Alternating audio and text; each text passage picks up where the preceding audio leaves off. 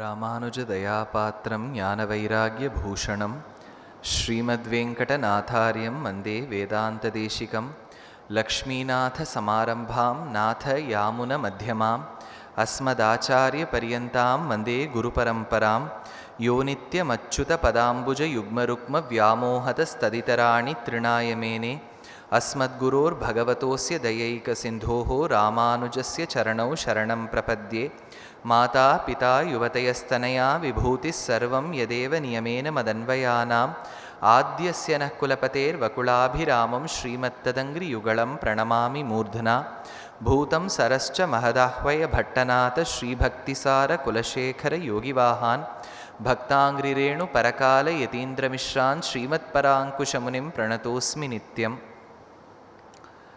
श्रीरङ्गमङ्गलनिधिं करुणानिवासं श्रीवेङ्कटाद्रिशिखरालयकालमेघं श्रीहस्तिशैलशिखरोज्ज्वलपारिजातं श्रीशन्नमामि शिरसा यदुशैलदीपम् 108 திவ்யதேச வைபவம் அப்படின்னு இந்த 108 திவ்ய தேசங்களையும் அனுபவித்து வருகிறோம்.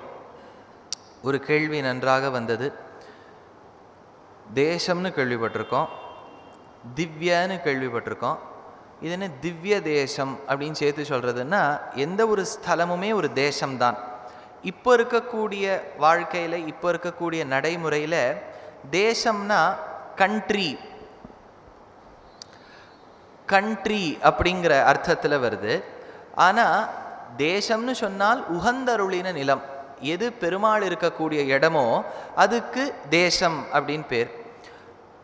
அந்த தேசமே ஆழ்வார்களால் பாடல் பெற்றால், if they have been sung by any of the mystic saints, ஆழ்வார்கள், அதுக்கு திவ்ய தேசம்னு பேர். அதை தான் 4000 பாசுரங்களிலும் ஆழ்வார்கள் பாடி உள்ளார்கள். அந்த திவ்ய தேசங்கள் எவ்வளவுன்னு கேட்டால் 108ன்னு ஒரு கணக்கு வந்தது.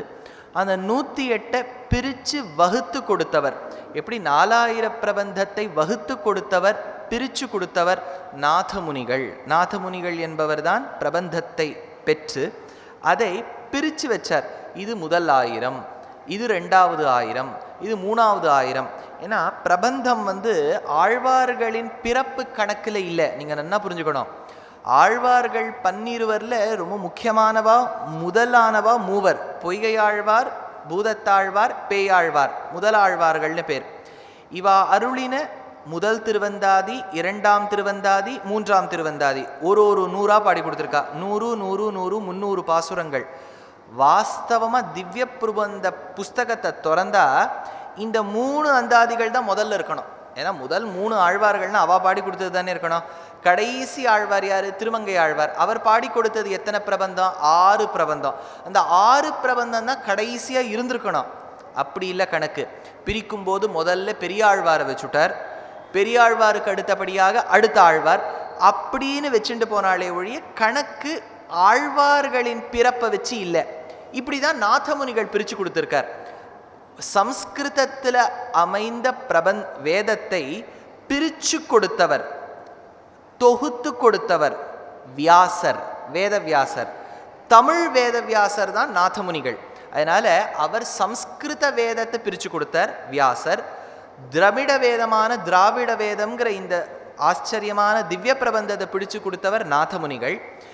இந்த பிரபந்தத்திலிருந்து வந்த திவ்ய தேசங்கள் 108. அதை ஒரு விதமாக பிரித்து கொடுத்தவர் பிள்ளை பெருமாள் ஐயங்கார். அந்த சுவாமி தான் 108 திவ்ய தேசத்தையும் பிரித்து கொடுத்துருக்கார்.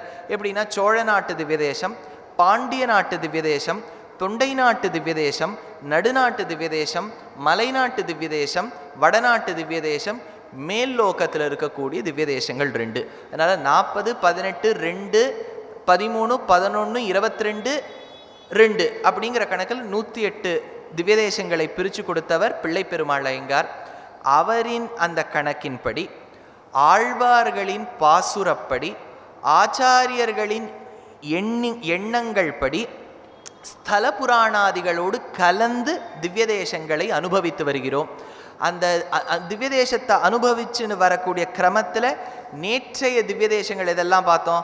திருவரங்கம்ங்கிற ஸ்ரீரங்கம், உறையூர், 3வது தஞ்சை மாமணி கோவில்னு 3 கோவில்கள் அடுத்ததாக சேர்ந்து ஒரு திவ்ய தேசம். 4வது அன்பில் அப்படிங்கிற திவ்ய தேசம், 5வது திருக்கரம்பனூர் பிக்ஷாண்டார் கோவில், உத்தமர் கோவில்னு பேர், அதை அனுபவித்தோம்.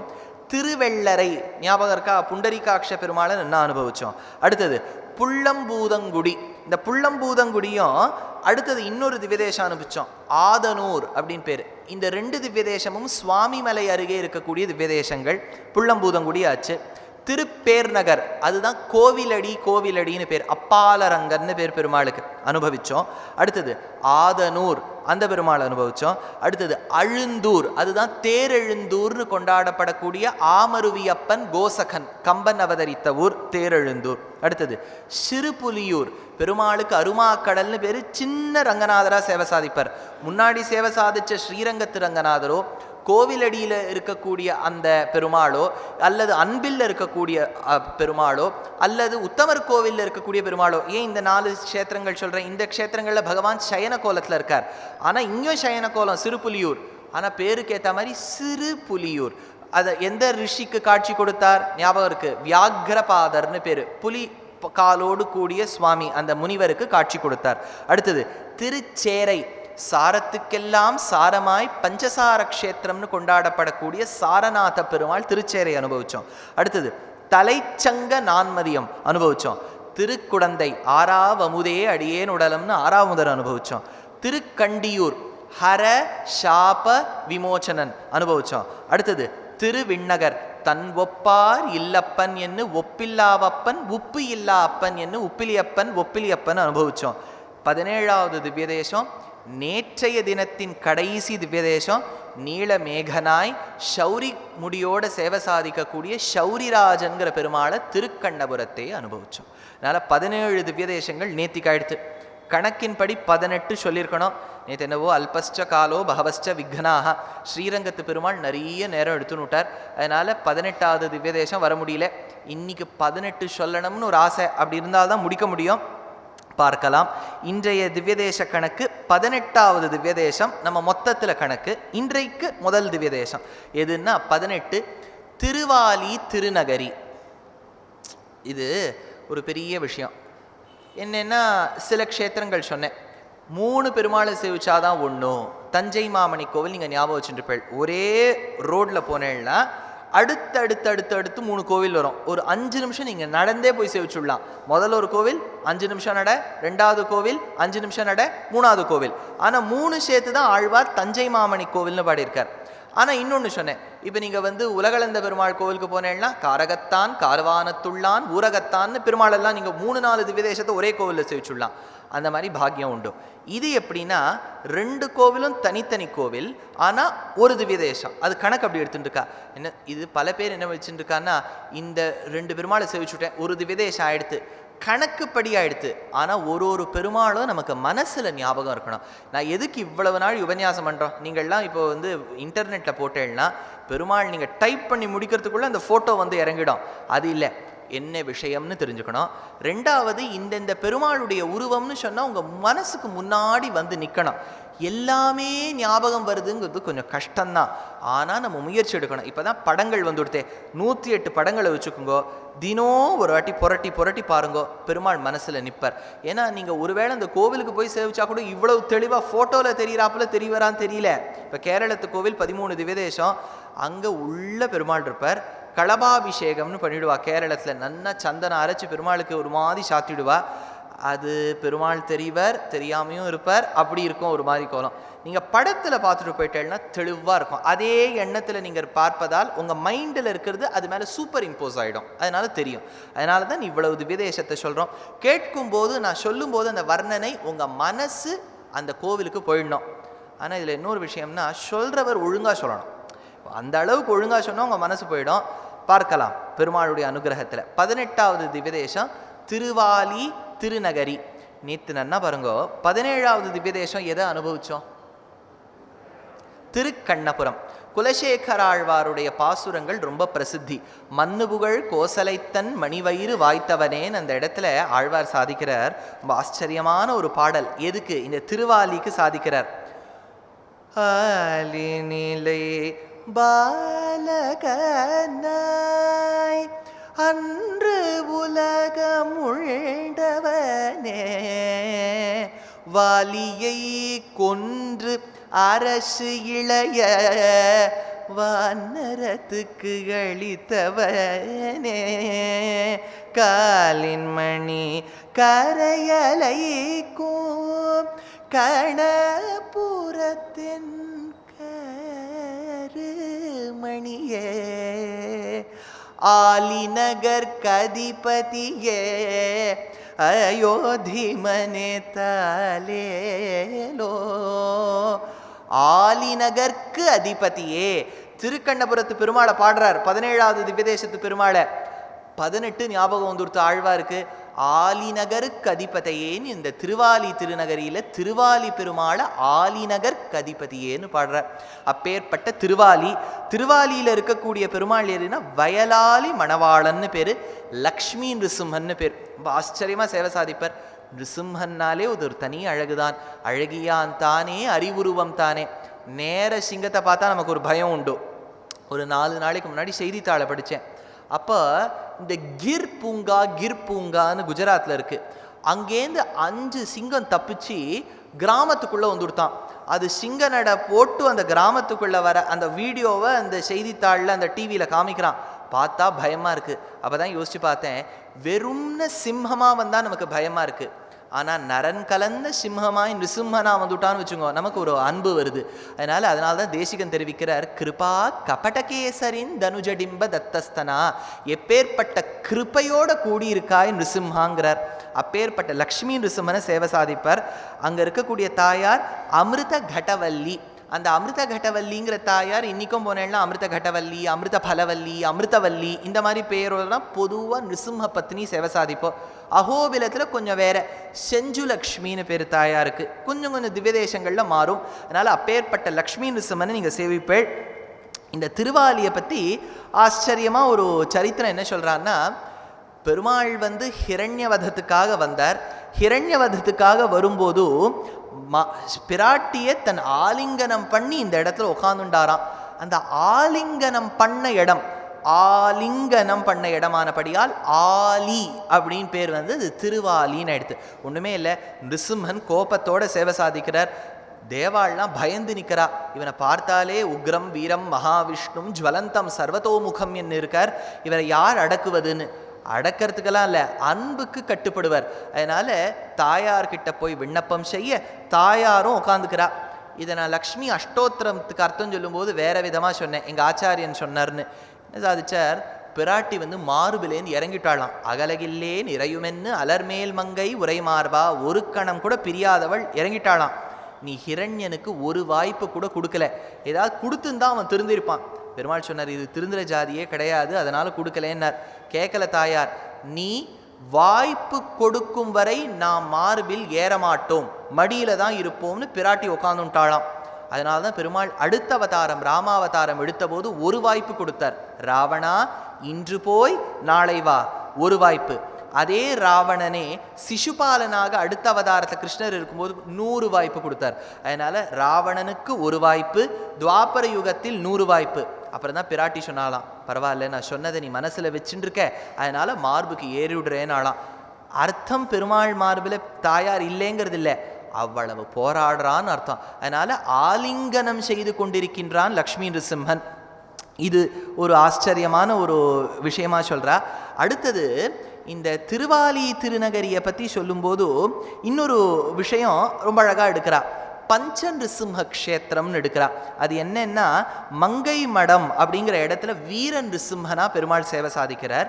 ஜுவாலா நிருசிம்மனா திருநகரிங்கிற இடத்துல சேவை சாதிக்கிறார். அடுத்தது யோக நிருசிம்மனா சேவை சாதிக்கிறார். திருவாலியில லக்ஷ்மி நிருசிம்மனா சேவை சாதிக்கிறார். உக்ர நரசிம்மரா திருக்குறையலூர் அப்படிங்கிற ஊர்ல சேவை சாதிக்கிறார். இந்த திருக்குறையலூர் அங்கதான் திருமங்கை ஆழ்வாருடைய அவதாரம். அதனாலதான் இந்த 5 க்ஷேத்திரங்களை சேர்த்து பஞ்ச நிருசிம்ம க்ஷேத்திரம்னு கொண்டாடுறா. அந்த மாதிரி நிறைய நிருசிம்ம க்ஷேத்திரம் நீங்கள் ஆந்திராவில் போனால் உண்டு.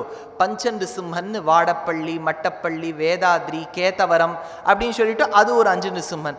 சுவாமி இவா இங்கே ஒரு 5ங்கிறா, அங்கே ஒரு 5ங்கிறா, எல்லாமே நம்ம அனுபவத்துக்காக தான். இவ்வளவு நமக்கு வாய்ப்பு கொடுக்குறார் பாருங்க. இங்கே சேவை சாதிக்கிறார், அங்கே சேவை சாதிக்கிறார். அதனால் அதில் 5ல் அடக்கிறா. இன்னொரு விஷயம் ரொம்ப ஆச்சரியமாக எடுக்கிறார். என்னன்னா, திருவாலி திருநகரி கிட்ட இருக்கக்கூடிய இடத்துல தான் பெருமாளும் பிராட்டியும் வரா. யாரா வரான்னு உங்களுக்கு தெரியும். என்னன்னா, திருமங்கையாழ்வார் ஒரு பெரிய கொள்ளக்காரனா இருந்தார். அவருக்கு மதில் கட்டுவதற்கு தனம் தேவை. அதனால பெருமாளும் பிராட்டியும் ஒரு கல்யாண கும்பல் கோஷ்டியில கல்யாணமானவாளா வரா. ஆழ்வாரும் வழி மறிக்கிறார். எனக்கு பணம் கொடு, தனம் கொடு, நகை கொடுங்கிறார்.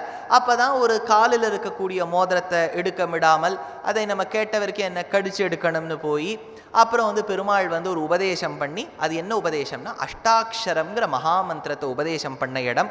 அதனால தான் ஆழ்வாருக்கு பஞ்சசம்ஸ்காரம் செய்த இடம் பார்ப்போம். அதுதான் திருநறையூருங்கிற நாச்சியார் கோவில். அர்த்தம் சொன்ன இடம் திருக்கண்ணபுரம்ங்கிற திவ்யதேசம். இந்த இடத்துல ஆழ்வாருக்கு இந்த அனுபவம் இருந்தபடியால் திருமங்கை ஆழ்வார் இந்த பெருமாளுக்கு பாசுரமே பாடியிருக்கார். ஒன்றும் இந்த இடத்துல நன்னா கவனிங்கோ. பெருமாள் ஆச்சாரிய ஸ்தானத்தில் இருக்கார், நாராயணனாய். திருமங்கையாழ்வார் சிஷ்யஸ்தானத்தில் இருக்கார், நரவேஷத்தில்.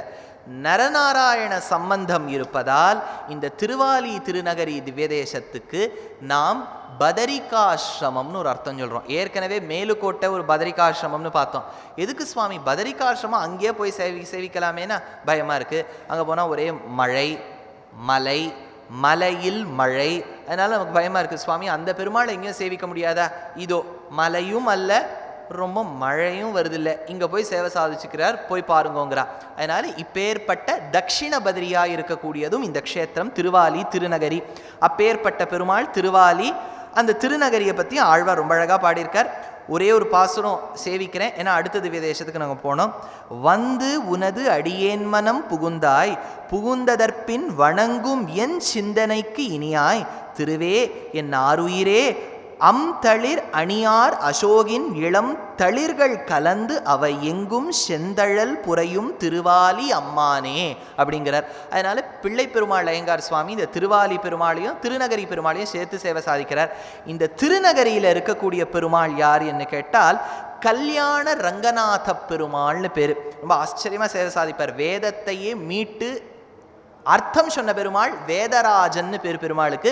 வேதராஜனா சேவை சாதிக்கிறார், கல்யாண ரங்கநாதனா சேவை சாதிக்கிறார். இப்போ நீங்கள் அந்த கோவிலுக்கு போகும்போது நல்லா அனுபவிக்கணும். நேர கல்யாண ரங்கநாத பெருமாள் தெரிவார். நீங்கள் லெஃப்ட் ஹேண்ட் சைடு பார்த்தீங்கன்னா ஆச்சரியமாக திருமங்கையாழ்வாருடைய சந்நிதி உண்டு. இந்த திருமங்கையாழ்வாருடைய அர்ச்சா விக்கிரகம் உற்சவ விக்கிரகம் மாதிரி எந்த ஒரு அழகு லோகத்தில் கிடையவே கிடையாது. அவர் நின்றுட்டு இருக்கக்கூடிய அழகு எப்படின்னா அப்படியே முந்தின கால். நீங்கள் அந்த கோவிலுக்கு போனேன்னா அங்கே அந்த பட்டர் சுவாமி ஒரு கட்டியம் சொல்லி அனுபவிப்பார். கண்ணில் அப்படியே ஜலம் வரும். அந்த கால் முந்தின கால் வச்ச அந்த அளவுக்கு எனக்கு சொல்ல தெரியல. கால் அப்படி முந்தி இருக்குமா, முட்டி குறுகி இருக்குமா, கை ரெண்டும் இப்படி கூப்பி இருக்குமா, அந்த கண்கள் அப்படியே பரிவோட பெருமாள் திருப்பாதத்தை பார்த்துட்டு இருக்குமா, கையில் வேலோடு இருப்பாராம், பக்கத்தில் குமுதவல்லி நாச்சியாராம். அந்த குமுதவல்லி நாச்சியார் நிற்கக்கூடிய அழகை சொல்கிறதா, பக்கத்தில் இந்த திருமங்கையாழ்வார் பரகாலன் சேவை சாதிக்கிற அழகை சொல்கிறதா, ரொம்ப ஆச்சரியமாக இருப்பார். சில விக்கிரகங்கள்லாம் உங்கள் மனசை விட்டு விலகவே விலகாது. உப்பிலியப்பனை நீங்கள் திருமஞ்சன கோலத்தில் சேவிக்கிறதும், அதே மாதிரி எங்கள் வரதராஜ பெருமாள் கருட சேவையில் சேவிக்கிறதும் அது தனித்தனி அழகுதான். அப்பேற்பட்ட அந்த பெருமாளை நம்ம திருவாலி திருநகரியில் சேவித்தோம். 18வது திவ்ய தேசம் ஆச்சு. 19வது திவ்ய தேசம் நம்ம அடுத்தது நகரணும். நிறைய இருக்குன்னு நான் குறித்து வச்சுருக்கேன் சொல்கிறதுக்கு. ஆனால் முன்னாடியே சொன்ன மாதிரி அல்பஸ்ட காலோ. அதனால் 19வது திவ்ய தேசம் திருநாகை அப்படின்னு பேர். நாகைன்னு சொன்னாலே அந்த காலத்தில் என்ன சொல்லுவார், நாகை அழகியாரை சேவிச்சேளான்னு கேட்பார். ஏன்னா இந்த அழகியாருங்கிற பட்டம் கொடுத்தவரே ஆழ்வார். நாகை அழகியார், நாகை அழகியார்னு பேர். இன்னொன்றும் நம்ம தமிழகத்துக்கு வெகு நாட்கள் பல ஆராய்ச்சியாளர்கள் சொல்லக்கூடிய விஷயம் என்னென்னா, சென்னை வாஸ் நெவர் த கேபிட்டல்னு சொல்கிறவா பல பேர் இருக்கா. நாகப்பட்டினம் தான் அந்த காலத்தில் கேபிட்டல்னு சொல்கிறவா பல பேர் இருக்கா. இது ஆராய்ச்சியாளர்கள் ஆராய்ச்சி செய்ய வேண்டிய விஷயம். கேட்டதை சொல்கிறேன். ஏன்னா பட்டினம்னு அந்த காலத்தில் சட்டுன்னு பேர் கொடுத்துடவே மாட்டா. பட்டினம்னா அதுக்குன்னு இப்போது ஸ்மார்ட் சிட்டி அப்படின்னா சில டெஃபினிஷன் சொல்கிறா பாருங்க. அந்த காலத்தில் பட்டினம்னு சொல்லணும்னா அந்த டெஃபினிஷன் இருக்கணுமா. அதனால் நாகப்பட்டினம்னு பேர். ஒன்றும் சைவாளுக்கும் அதுதான் தலைநகரியா. சிதம்பரத்தை விட ஒரு படி அதுதான் பட்டினமா இருந்ததுன்னு தீட்சிதர் தெரிவிக்கிறார். சிவராஜதானி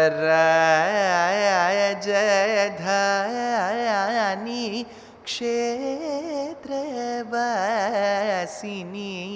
அப்படின்னு அந்த இடத்துல எடுக்கிறார்.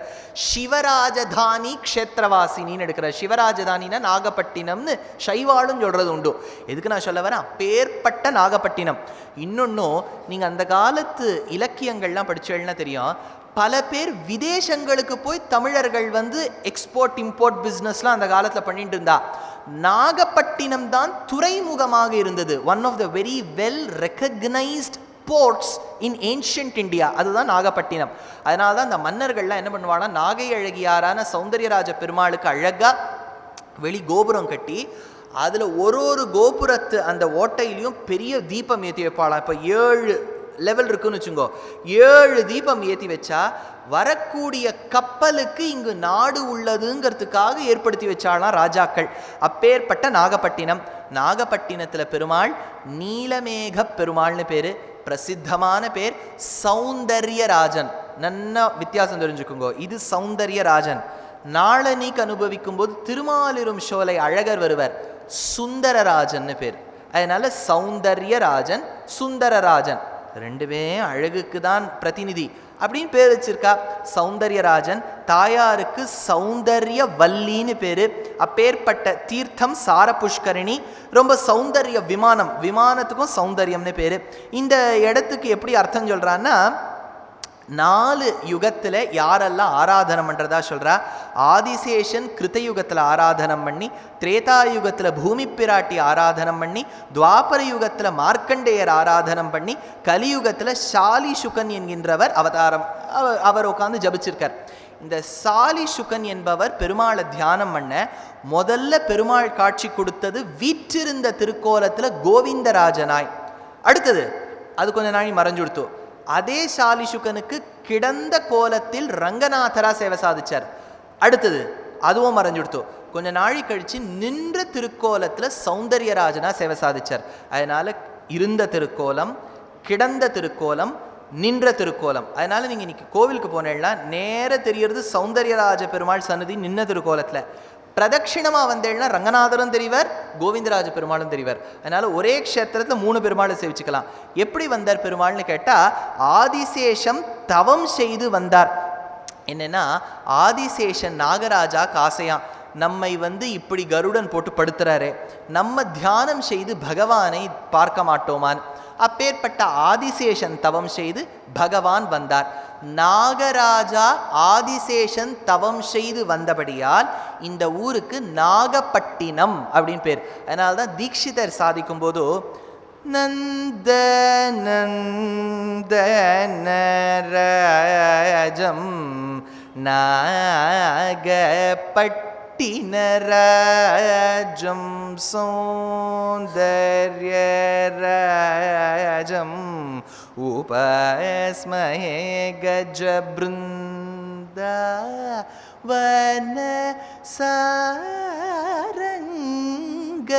சாரங்கராஜம். நாகப்பட்டின ராஜம். இன்றைக்கும் அந்த கோவிலுக்கு போனேன்னா அந்த பட்டசுவாமி ஒரு அர்ச்சனை பண்ணுவார். என்ன ஆச்சரியமாக அர்ச்சனை பண்ணுவார் தெரியுமோ, இன்றைக்கும் காதில் அதுவே கேட்டுருக்கு. சில திவ்ய தேசங்களுக்கு போனேன்னா அந்த அர்ச்சனையும் ரொம்ப பிரமாதமாக இருக்கும் கேட்கறதுக்கு. அதுவும் அந்த பாடலோடு பண்ணுவாள். பிரகிருத்தியை நமஹ விக்ருத்தியை நமஹ வித்யாயை நமஹ சர்வபூதைத பிரதாயை நமஹ. அந்த அர்ச்சனையை கேட்கறதுக்கே போய் நிற்கலாம்னு தோணும். பெருமாளுக்கு எப்படி இருக்கும் பாருங்க இதெல்லாம் கேட்டால். ஆச்சரியமாக அந்த சௌந்தர்யராஜன் சேவை சாதிப்பார். ஆனால் அதெல்லாம் அவருக்கு பெருமையே இல்லை. திருமங்கையாழ்வார் வந்தார், அனுபவிக்கிறார். திருமங்கையாழ்வார் எத்தனையோ திவ்ய தேசங்கள், அவர் இருந்தபடியால் தான் 108. அவர் மட்டும் இல்லைன்னா நம்ம 54, 28ஓடு முடிச்சிருக்க வேண்டியதுதான். அவர் போய் சேவிச்சார் பெருமாளை. மற்ற திவ்ய தேசங்களுக்கு போகும்போது ஆணாய் தானாய் அனுபவிப்பார். ஆனால் இந்த திவ்ய தேசத்துக்கு போகும்போது தன்னை நாயகியா நினைச்சுண்டு அனுபவிச்ச திவ்ய தேசம் இது. அதனால்தான் அழகிமணவாள பெருமாள் நாயனார் எடுக்கிறார், ஞானத்தில் தன் பேச்சு, பிரேமத்தில் பெண் பேச்சு. ஞானத்தோடு இருந்தால் ஆழ்வார் தன் பேச்சா பெருமாளை கொண்டாடுறாராம். இதே கொஞ்சம் பெருமாளுடைய அழகுக்கு வசப்பட்டு நாயகி ஆயிட்டா பெண் பேச்சு வந்துருதான். தன் பேச்சு அல்லது பெண் பேச்சுங்கிறார். அப்பேற்பட்ட ஆழ்வார் ரொம்ப ஆச்சரியமா ஒரு பாசுரம் அனுபவிக்கிறார்.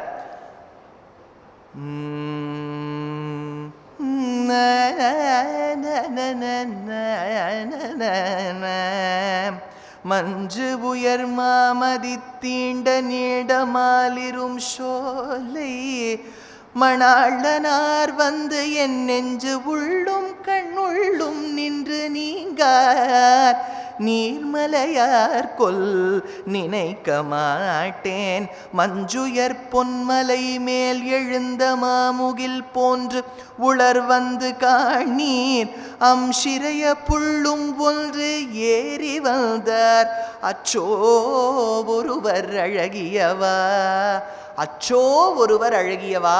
இந்த மாதிரி ஒரு அழகனை நான் லோகத்தில் சேவிச்சதில்லையேங்கிறார் நாகப்பட்டினத்துக்கு வந்த திருமங்கையாழ்வார். அப்பேற்பட்ட பெருமாள், அந்த பெருமாள் வாஸ்தவமாகவே ரொம்ப அழகு. சில திவ்யதேசங்களுக்கு போனேன்னா நீங்கள் ஏன் தான் இந்த பெருமாளை விட்டுட்டு வரோமோன்னு தோணிடும். அது தோணக்கூடிய முதல் வரிசையில் இருக்கக்கூடியவர் நாகப்பட்டின சௌந்தர்யராஜ பெருமாள். அவரை சேவிச்சவாளுக்கு அந்த அழகு தெரியும். சேவிக்காதவா போய் சேவிச்சுட்டு வந்துருங்க, இப்படி வச்சுக்கலாம். அப்படி வச்சுட்டோன்னு வச்சுக்கோ டீல். இல்லை எப்படின்னா பல விஷயம் உங்கள் உபன்யாசம் கேட்குறதே சேவிச்சா மாதிரின்னு அந்த சாக்குக்கே வராதிங்க. நான் சொல்கிறதெல்லாம் என்ன, அந்த பெருமாளுடைய அழகுக்கு ஒரு தெவலை சொல்ல முடியுமா, போய் சேவிச்சுட்டு வாங்க. இது 19வது திவ்யதேசம். 20வது திவ்யதேசம் திருநரையூர். ஆச்சரியமான பெருமாள், நாச்சியார் கோவில்னு பேர். நரைன்னு சொன்னால் வாசனை. அதனால் வாசனை வீசக்கூடிய சுகந்த வனமாக இருக்கக்கூடியது திருநரையூர். இந்த திருநரையூருக்கு பிரசித்தமான பேர் நாச்சியார் கோவில். ஆழ்வார் சொல்லும்போது நரையூர் நின்ன நம்பிம்பர். ஆனால் பிரசித்தமான பேர் நாச்சியார் கோவில்.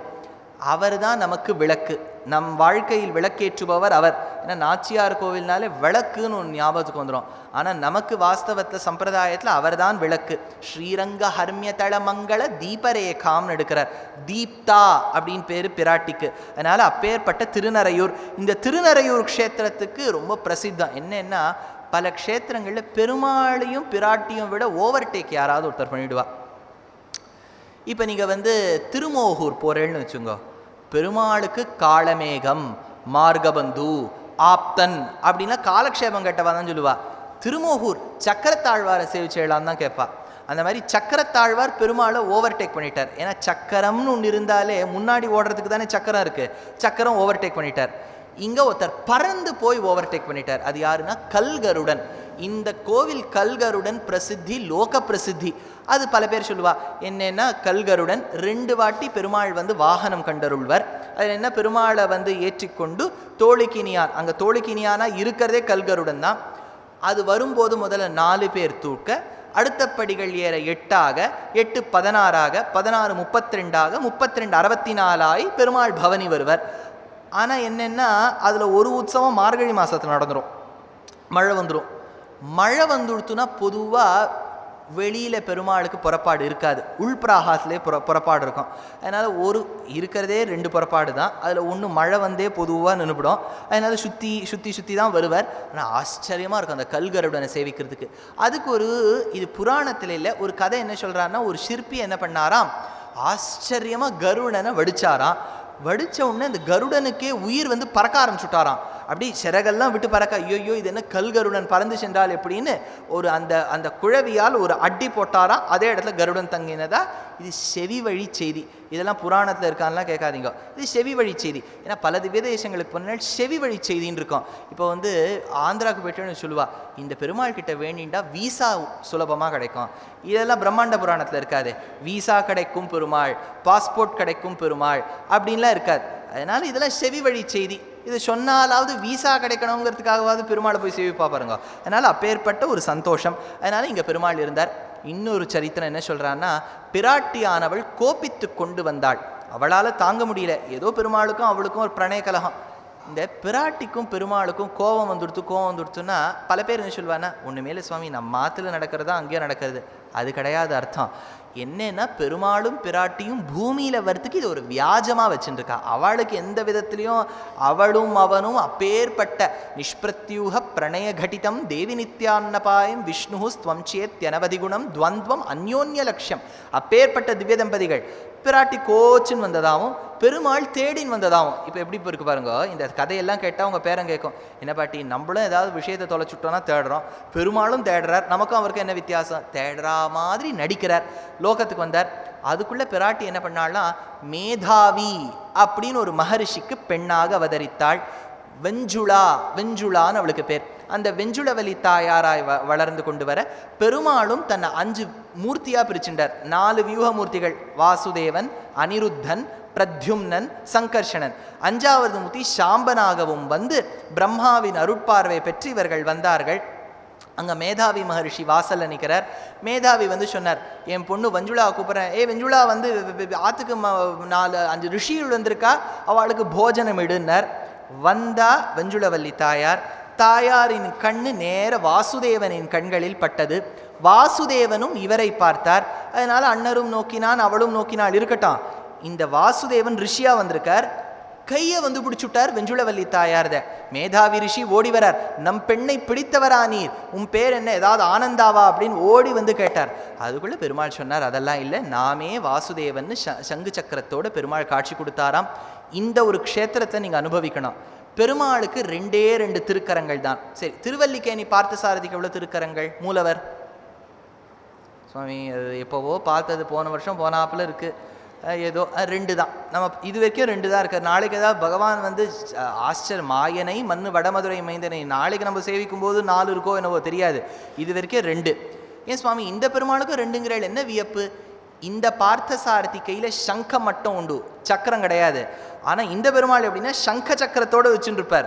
எதுக்குன்னா சமாஸ்ரயண கோலத்துல இருக்கார். திருமங்கையாழ்வாருக்கு பஞ்சசம்ஸ்காரம் பண்ணி வச்சவர்.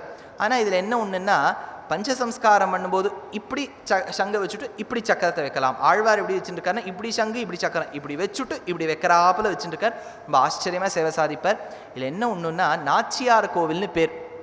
ஏன் நீங்கள் வாசல்லேருந்து பார்த்தா மணிமாட கோவிலுங்கிற கான்செப்டில் இருக்கும். நேர போவேள், 4 படி ஏறணும், மறுபடியும் நேர போவேள், 4 படி ஏறணும், மேலே போவேள், 4 படி ஏறணும். வாசல்லேருந்து பார்த்தா ஆனால் பெருமாள் தெரிவார். ஆனால் இதில் இன்னொரு வியப்புன்னா, இந்த ஊரில் பெருமாள் சட்டுன்னு தெரிய மாட்டார். என்ன தெரியணும்? வாஸ்தவமாக பெருமாள் தெரியணும். பெருமாளை நீங்கள் கர்ப்பகிரகத்துக்கு போனாலும் இப்படி பார்க்கணும். நேர தெரியக்கூடியவள் பிராட்டி. ரொம்ப ஆச்சரியமாக இருக்கும். அந்த பிராட்டி நின்றுட்டு சேவை சாதிப்போ உள்ள அவள் இடுப்பில் தான் சாவி கொத்து ரொம்ப ஆச்சரியமாக தொங்கும். இப்போ நீங்கள் சௌந்தர்யராஜனை போய் சேவிச்சேன்னு வச்சுக்கோங்க. இப்போ முன்னாடி ஒரு திவ்யதேசம் நாகப்பட்டினம் அனுபவிச்சோம் இல்லையா, சௌந்தர்யராஜனுடைய உற்சவ விக்கிரகத்தில் சேவிங்க. பெருமாளுடைய காதில் ஷெஹப்பாக ஒரு கல் தொங்கும். இது இந்த பெருமாளுக்குரிய சிறப்பு. நீங்கள் போய் சேவிச்சேன்னா இதெல்லாம் உண்டு. ஏன்னா இதெல்லாம் எதுக்கு நான் சொல்லின்னு வரேன்னா, நீங்கள் எதையும் மிஸ் பண்ணக்கூடாதுங்கிறதுக்காக. அந்த பெருமாளுக்கு அது சிறப்பு. ஏன்னா ராஜாக்கள்லாம் அந்த காலத்தை வச்சுப்பாளாம். இது நான் சின்ன வயசில் கேள்விப்படும் போது ரொம்ப வியந்ததுன்னு, ராஜாக்கள் நம்ம பார்த்தா ராஜா அதெல்லாம் வச்சுக்கிறது இல்லையேன்னு. இந்த அடியேன் வந்து ராமாயணத்தை 36 மணி நேரம் ஆங்கிலத்தில் சொல்லி ஒரு 2008ஆம் ஆண்டில் ரிலீஸ் பண்ணேன். ஒரு குஜராத்தியர் வந்து ரிலீஸ் பண்ணார் பம்பாயில் இருக்கும்போது. அப்போது அடியேன் ஷோக்கு வந்து சீஃப் கெஸ்ட்டாக அவர் கூட்டவர் வந்து நிதிஷ் பரத்வாஜ்னு அந்த காலத்தில் இந்த கிருஷ்ணராக நடித்தவர், நீங்கள் பார்த்துருப்பேன். அவர் காதில் சேப்புக்கள் ஒன்று மாட்டேன்ட்டு இருந்தார். எனக்கு வந்து ஈவெண்ட் ஃபுல்லாக அவர் காதியே பார்த்துருந்தேன். எப்படி விஸ்வாமித்திரர் இது கை கண்டார், கையே கண்டார், கை வண்ணம் அங்கு கண்டேன், கால் வண்ணம் இங்கு கண்டேன்னு சொன்னா போல அவர் காதழகியே பார்த்துருந்தேன். அவர் கேட்டார், why are you looking at my ear அப்படின்னு கேட்டார். Why are you sporting this red ஸ்டோன்னு கேட்டேன். We believe that we have come in the royal family and our kings have the habit of wearing this. இந்த ராஜாவே இதை போட்டுக்கிறாருன்னா சௌந்தர்யராஜன் போட்டுக்க மாட்டானா நான் இப்போ தோணிது. அதனால அந்த பெருமாள் ரொம்ப அழகாக சேவை சாதிப்பார். அதை நன்னா கவனிங்க. இப்போ இந்த பெருமாள் இது திருநறையூர். இந்த தாயாரின் இடுப்பில் அழகாக சாவி கொத்து தொங்கும்.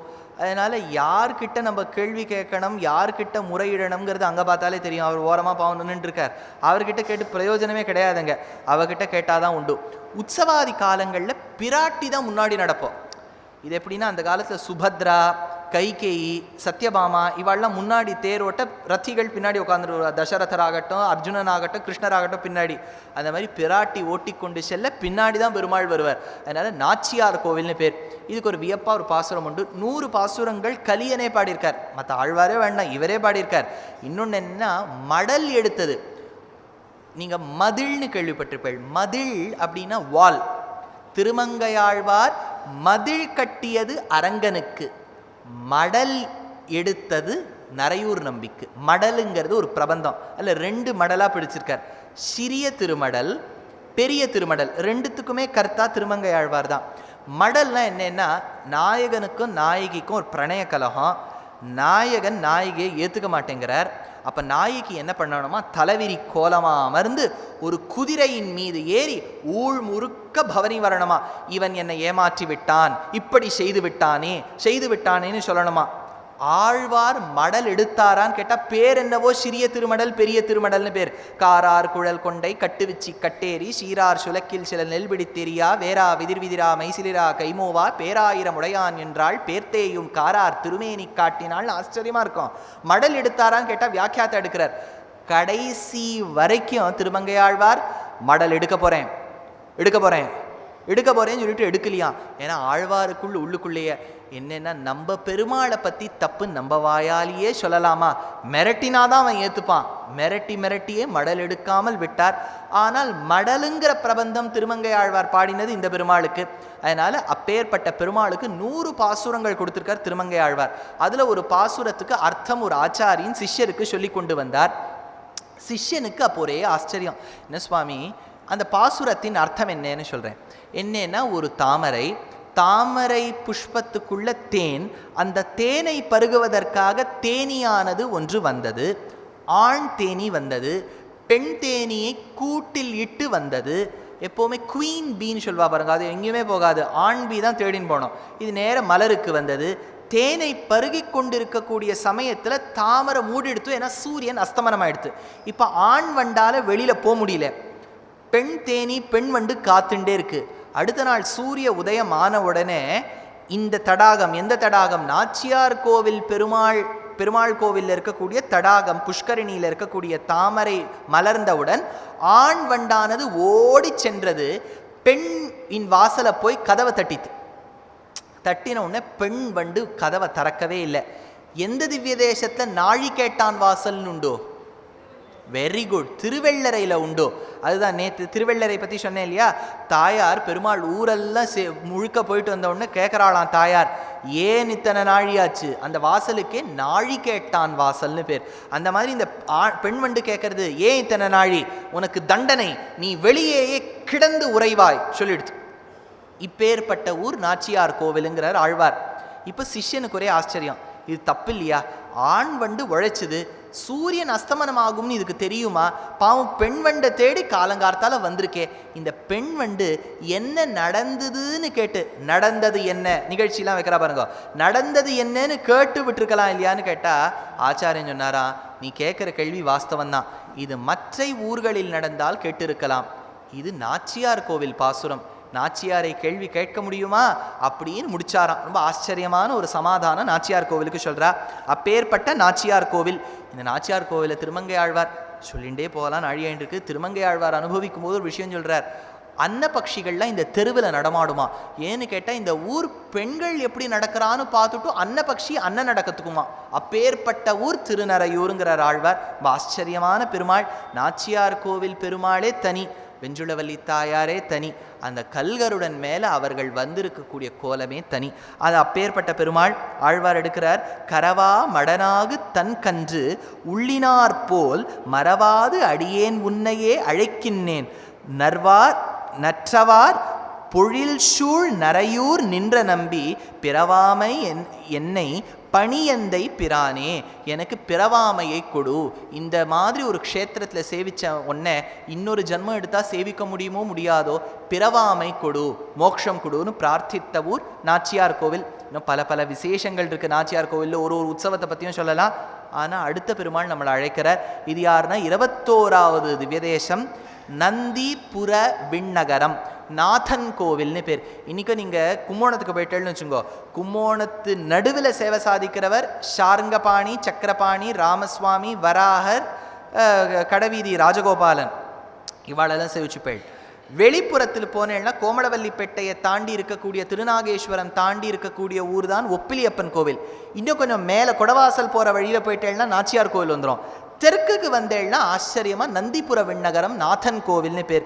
இந்த நாதன் கோவிலை பற்றி ரொம்ப ஆச்சரியமாக சொல்கிறா, தக்ஷிண ஜெகநாத க்ஷேத்திரம் அப்படின்னு பேர். என்னன்னா, நந்திக்கு ஒரு வாட்டி பெருமாளை சேவிக்கணும்னு ஆசையா கைலாயத்தை விட்டு நேர வைகுண்டத்துக்கு சென்றார், காரிய வைகுண்டத்துக்கு சென்றார். இந்த நந்தி பிரம்மா இவாளெல்லாம் சொல்லும்போது வைகுண்டத்துக்கு சென்றார்னா பரமபதம் சென்றார்கள்னு அர்த்தம் இல்லை, காரிய வைகுண்டம்னு ஒன்று உண்டு. அதாவது வைகுண்டம் பரமபதம். காரிய வைகுண்டம்னா எல்லாரும் போய் சேவிக்கக்கூடிய இடம். பரமபதத்துக்கு முமுட்சுக்களா இருக்கிறவா மட்டும்தான் மோட்சம் அடைந்து அர்ச்சிராதி மார்க்கத்தில் போக முடியும், வேற யாரும் போக முடியாது. இது காரிய வைகுண்டம்னு கொண்டாடப்படக்கூடிய இடம். போயிருக்கார். ஜெய விஜயாள் நிற்கிறா. ஜெய விஜயாளை திரஸ்காரம் பண்ணி நந்தி உள்ள போகணும்னு நினைச்சார். சாபம் அடைந்தார், கீழே வந்தார். பூமியில அபச்சாரப்பட்டதற்காக நந்தியானவர் தான் பெருமாளை பிரார்த்தித்து தவம் செய்து பகவானே நீ பிரத்யக்ஷம் ஆகணும்னு கேட்ட இடம் நந்திபுர விண்ணகரம். நந்தி பிரார்த்தித்து வந்த பெருமாள். பெருமாளுக்கு விண்ணகர பெருமாள்னு பேரு, ஸ்ரீனிவாசன்னு பேர், ஜெகநாதன்னு பேர், நாதநாதன்னு பேரு, நாத பெருமாள்னு பேர். இது அத்தனையும் ஒரே பெருமாளுக்கு பேர். தாயாருக்கு செண்பகவல்லி நாச்சியார் அப்படின்னு பேர். காளமேக புலவர்னு நீங்க கேள்விப்பட்டிருப்பேன். எப்படி கவி சக்கரவர்த்தி கம்பனோ அவர் பிறந்த ஊர் தேரெழுந்தூர், இந்த காளமேக புலவர் பிறந்த இடம் இந்த ஊர் நந்திபுர விண்ணகரம். அது ரொம்ப ஆச்சரியமா சொல்றார். அப்பேற்பட்ட பெருமாள் நந்திக்கு காட்சி அளித்தார். அடுத்தது 22வது திவ்யதேசம். இந்த 21வது திவ்யதேசத்துக்குரிய பாசுரத்தை ஒரு பாசுரத்தையாவது சேவிச்சுடுறேன். என்னன்னா, இது தம்பியோடு தாம் ஒருவர் தன் துணைவி காதல் துணையாக முன்னாள் வெம்மி ஏரி கானகம் உலாவும் அவர்தாம் இனிது மேவும் நகர்த்தான் கொம்பு குதிக்கொண்டு குயில் கூவ மயில் ஆளும் எழில் ஆர் புறவு சேர் நம்பி உரைகின்ற நகர் நந்திபுர விண்ணகரம் நன்னூர் நெஞ்சமே மனமே அப்படின்னு ஆழ்வார் பிரார்த்திக்கிறார். அந்த விண்ணகர் விண்ணகர்னு சொல்றா பாருங்க. விண்ணுனா ஆகாசம், ஸ்வர்க்கம், நகர் ஊர். விண்ணகர்னா ஆகாசத்துக்கு ஒத்த ஊர். இந்திரனுடைய பட்டினத்துக்கு அந்த காலத்தை சாஸ்திரத்துல அமராவதின்னு சொல்லுவா. அதனால தான் நம்ம நாயுடு கூட அந்த ஊர் பேர் வச்சு அமராவதியா இது இருக்கணும்னு பிரார்த்திக்கிறார். அந்த ஊர் மாதிரி இது இருக்கணும்னு சொல்றா பாருங்க. விண்ணை ஒத்த நகரம் விண்ணகரம். ஆனா வெறும்ன விண்ணகரத்துக்கு போயிட்டு வந்தேன்னு யாராச்சும் சொன்னா உப்பிலியப்பன் கோயிலுக்கு போயிட்டு வந்தாருன்னு அர்த்தம். விண்ணகரத்துக்கு முன்னாடி ஒரு வார்த்தை அரியமேய விண்ணகரம், நந்திபுர விண்ணகரம் அப்படின்னு சொன்னா அந்தந்த ஊர். இப்ப ஒண்ணுமே இல்லை, ஜெயந்தின்னு சொன்னா ஸ்ரீ ஜெயந்தி என்றார் போல், கீதை என்றால் பகவத்கீதை என்றார் போல், சஹஸ்ரநாமம் என்றால் விஷ்ணு சஹஸ்ரநாமம் என்றார் போல். விண்ணகர் அப்படின்னு சொன்னா உப்பிலியப்பன் கோவில், நந்திபுர விண்ணகரம்னா நாதன் கோவில். அப்பேற்பட்ட 21வது திவ்யதேசத்தை அனுபவித்தோம். 22வது திவ்யதேசத்து பெருமாள். மறுபடியும் நம்ம மாயவரத்துக்கு போயிடணும். ஏற்கனவே மாயவரத்தை சுற்றி இருக்கக்கூடிய 2 திவ்யதேசத்தை அனுபவிச்சிட்டோம். தேரெழுந்தூருக்கும் போனோம், சிறுபுலியூருக்கும் போனோம். மாயவரத்துக்குள்ளேயே பிரவேசம் பண்ணிடணும். அதுதான் திரு இந்தளூர். இந்தளூரீரே அப்படிங்கிறார் ஆழ்வார். இந்த இந்தளூருக்கு ஒரு அர்த்தம் என்ன சொல்றான்னா, பெருமாள் இந்து, அதாவது அந்த சந்திரனுக்கு காட்சி கொடுத்ததார் இந்தளூர் அப்படின்னு பேர் வந்துடுத்துங்கிறார். இன்னொரு பக்கம் சொல்லும்போது என்ன சொல்றான்னா, பெருமாள் நறுமணத்தோடு காட்சி கொடுத்தார், அதனால இந்தளூர் அப்படிங்கிறார். அதனால எந்த ஒரு காரணமானாலும் ஒரு பக்கம் கவனிக்க. சந்திரனுக்கு சாபம் வந்தது. என்ன சாபம்னு கேட்டா, தக்ஷ பிரஜாபதி கிட்டேந்து சாபம். பிரஜாபதினு சொல்லக்கூடிய குரு பகவான் கிட்டேந்து சாபம். சாபம் நீங்குவதற்காக ஸ்ரீரங்க க்ஷேத்திரத்துக்கு வந்தார். ஸ்ரீரங்கத்தில் சந்திர புஷ்கரில் ஸ்நானம் பண்ணார். அது ஒரு பக்கம். இந்த பெருமாளை தியானம் பண்ணதா சரித்திரம் ஒன்றும். ரெண்டாவது, நீங்கள் 4-5 ரங்கநாதரை சேவிப்பேள். கர்நாடகத்தில் மைசூர் பக்கத்தில் ஸ்ரீரங்கப்பட்டினத்தில் ரங்கநாதர் சேவிப்பேள். அடுத்தது கும்போணத்துக்கு முன்னாடி ஸ்ரீரங்கத்தில் ரங்கநாதரை சேவிப்பேள். அடுத்தது அப்பாலரங்கன்னு கோவிலடியில் ஒரு ரங்கநாதரை சேவிப்பேள். அடுத்தது திருக்குடந்தையில் சார்ங்கபாணியாய் உத்தான சயனத்தில் 6ஆவதனை சேவிப்பேள். 5ஆவதா இந்த மாயவரத்தில் இருக்கக்கூடிய பரிமள ரங்கநாதனை சேவிப்பேள். நல்ல வாசனை வீசக்கூடிய பெருமாள். அதனால்தான் தீக்ஷதர் அனுபவிச்சிருக்கார். பரிமள ரங்கநாதம் அப்படின்னு அந்த உபாஸ்மகே நான் இவரை நினைக்க வேண்டும்னு பரிமள ரங்கநாதன் நினைச்சிருக்கார். இந்த பரிமள ரங்கநாதனுக்கு என்ன பெருமைன்னு கேட்டா, இவரை தியானித்தவர் சந்திரன். திருவடி வாரத்தில் நீங்கள் சந்திரனை சேவிக்கலாம். இந்த ஒரு பெருமாள் தான் சயன கோலத்தை சங்கு சக்கரத்தோடு படுத்துட்டு இருப்பார். இந்த ரொம்ப உழைக்கிறவா என்ன பண்ணுவா, ஆஃபீஸ்க்கு போயிட்டு டைம் கூட இருக்காது, ஆற்றுல ஷூ காலோடு படுத்துட்டுருவா. சட்டையோடு வந்து படுத்துப்பா, ப்ரீஃப் கேஸ் பக்கத்தில் இருக்கும், லேப்டாப் பக்கத்தில் இருக்கும். என்னென்ன ஆயுதங்கள்லாம், ஆயுதானாம் அகம்பஜ்ரம் மாதிரி எதெல்லாம் ஆயுதங்களோ பக்கத்தில் இருந்துட்டே படுத்துப்பா. அந்த மாதிரி இந்த பெருமாளுக்கு இந்தளூருக்கு வரத்துக்குள்ளே நாழி எடுத்து போல இருக்குது. நாங்களும் திவ்யதேச யாத்திரை போகும்போது என்ன எடுத்து 2-3 பஸ்ஸாக போனோம். இந்த பஸ்ஸு இந்த இந்தளூருக்கு வரத்துக்குள்ளே நாழியை எடுத்து, அந்த இந்தளூருக்கு வரத்துக்குள்ளே பெருமாளுக்கு நாழியை எடுத்து போல இருக்குது. டயர்டாக சங்கு சக்கரத்தோடையே படுத்துட்டார். அந்த ஒரு க்ஷேத்திரத்துக்கு போனால் சங்கு சக்கரத்தோட பெருமாள் சயன கோலத்தில் காட்சி கொடுப்பார். ரொம்ப ஆச்சரியமான பெருமாள், ரொம்ப ஆச்சரியமான தாயார். இந்த இதில் இன்னொரு சரித்திரம் என்ன சொல்கிறான்னா, காவேரியானவள் தனக்கு கங்கை அளவுக்கு சீர்மை பெற வேண்டும் ஒரு க்ஷேத்திரத்தில் தியானம் பண்ணாதேது. திருச்சேரை பகவானை தியானம் பண்ணாளா, காவேரி தாயாரை சேவிப்பேள். அதே காவேரி தாயார் இங்கும் வந்து பிரார்த்தித்ததாக சரித்திரம். அதனால் காவேரி தாயாரின் உருவமும் அந்த இடத்துல உண்டு. அதனால் இந்த குளத்தின் அருகே உண்டு. அதனால தான் ஆழ்வார் வந்து ரொம்ப ஆச்சரியமாக எடுக்கிறார். திருமங்கை ஆழ்வார், சிந்தை தன்னுள் நீங்காது இருந்த திருவே மறுவினியமைந்தா அம்தள்நாலி மாலே சோலையே மழக்களிரே நந்தா விளக்கின் சுடரே நரையூர் நின்ற நம்பி எந்தாய் இந்தளூராய் அடியேற்கு இறையும் இறங்காயே இந்தளூரீரே, இந்தளூர் உறைவானே எனக்கு இறங்காய் அப்படின்னு ஆழ்வார் ரொம்ப ஆச்சரியமா பிரார்த்தித்த பெருமாள், நாயகியாக பாடின பெருமாள். இந்த பெருமாளை நாயகியா பாடினார். அச்சோ ஒருவர் அழகியவாழ்ல ஒரு பெண் வியந்து அச்சோன்னு ஒரு வார்த்தையை சொன்னா, இங்க நாயகியாவே பாடிட்டார் திருமங்கை ஆழ்வார். ஆச்சரியமான பெருமாள். 22வது திவ்ய தேசம் திரு இந்தளூர். ஞாபகம் வச்சுங்க, ரொம்ப ஆச்சரியமா இருப்பார் பெருமாள். அந்த பெருமாளை எனக்கு என்னவோ சௌந்தர்யராஜன் நின்ன திருக்கோலத்தில் ஆச்சரியமா இருக்கார். ஆனால் எங்கேயாவது படுத்துண்டா பெருமாள் இன்னும் ரொம்ப அழகா இருக்கார். யோசிச்சு பாருங்களேன், ஒரு ஆற்றுக்கு வரா, உள்ளே போய் பாருங்கோ அவர் இருக்காருன்னா என்ன அர்த்தம்? முழிச்சுண்டு உட்காந்துட்டு இருக்கார், போய் பாருங்கோ. போய் பாருங்க, படுத்துன்னு இருப்பார். யாராவது படுத்துன்னு இருக்கிறத போய் யாராவது பார்ப்பாளோ? நான் படுத்துன்னு இருக்கும்போது தான் அவர் சுமாராக இருப்பார்.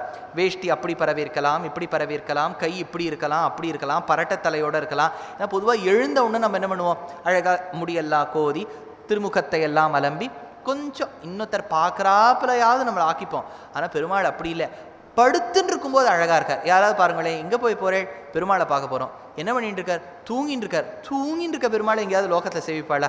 நீங்கள் எந்த ஒரு மதத்தை வேணாலும் எடுத்துக்கோங்கோ, அவன் நிற்கணும் பெருமாள். படுத்துன்னு இருக்க பெருமாளெல்லாம் யாரும் போய் சேவிக்க மாட்டா. புத்தரை கூட இந்த வழிபாடு செய்யும் போது புத்தர் படுத்துன்னு இருக்க கோலத்தை பல நாடுகளில் காட்சி அளிப்பார். ஒருத்தர் கேட்டார், ஏன் புத்தரை மட்டும் அப்படி சேவிக்கிறாருன்னு. தாருண புத்த கலிக்கி, புத்தரும் பெருமாள் அவதாரம் தானே, பெருமாள் படுத்துண்டாதான் சேவிக்கிறாவா உண்டு.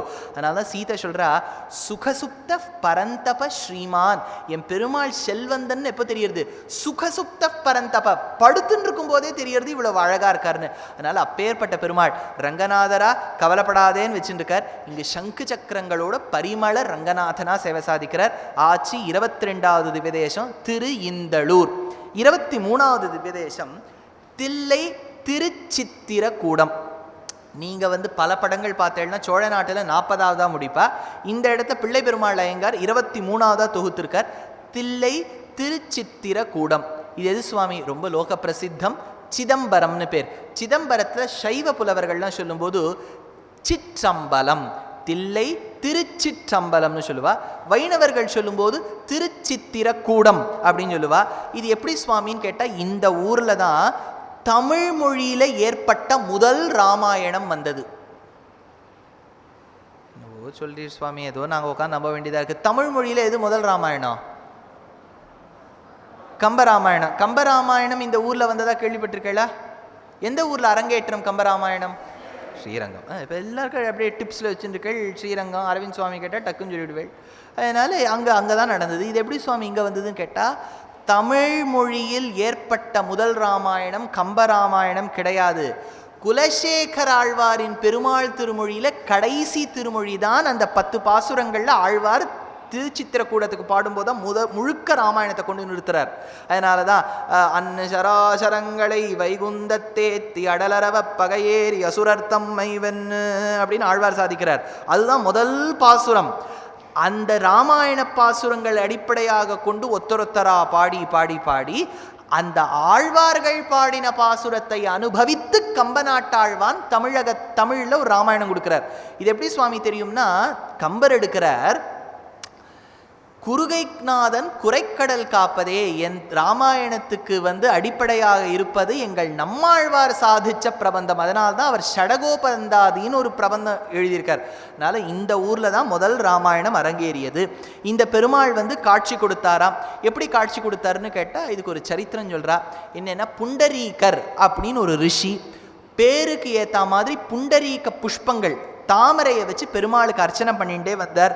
அர்ச்சனை பண்ணிட்டு வரும்போது அவருக்கு புண்டரீகவல்லின்னு தாயாரை அவதாரம் பண்ணி பெருமாள் அவளை மணந்து கொள்வதற்காக கோவிந்தராஜனாக காட்சி கொடுத்த இடம்.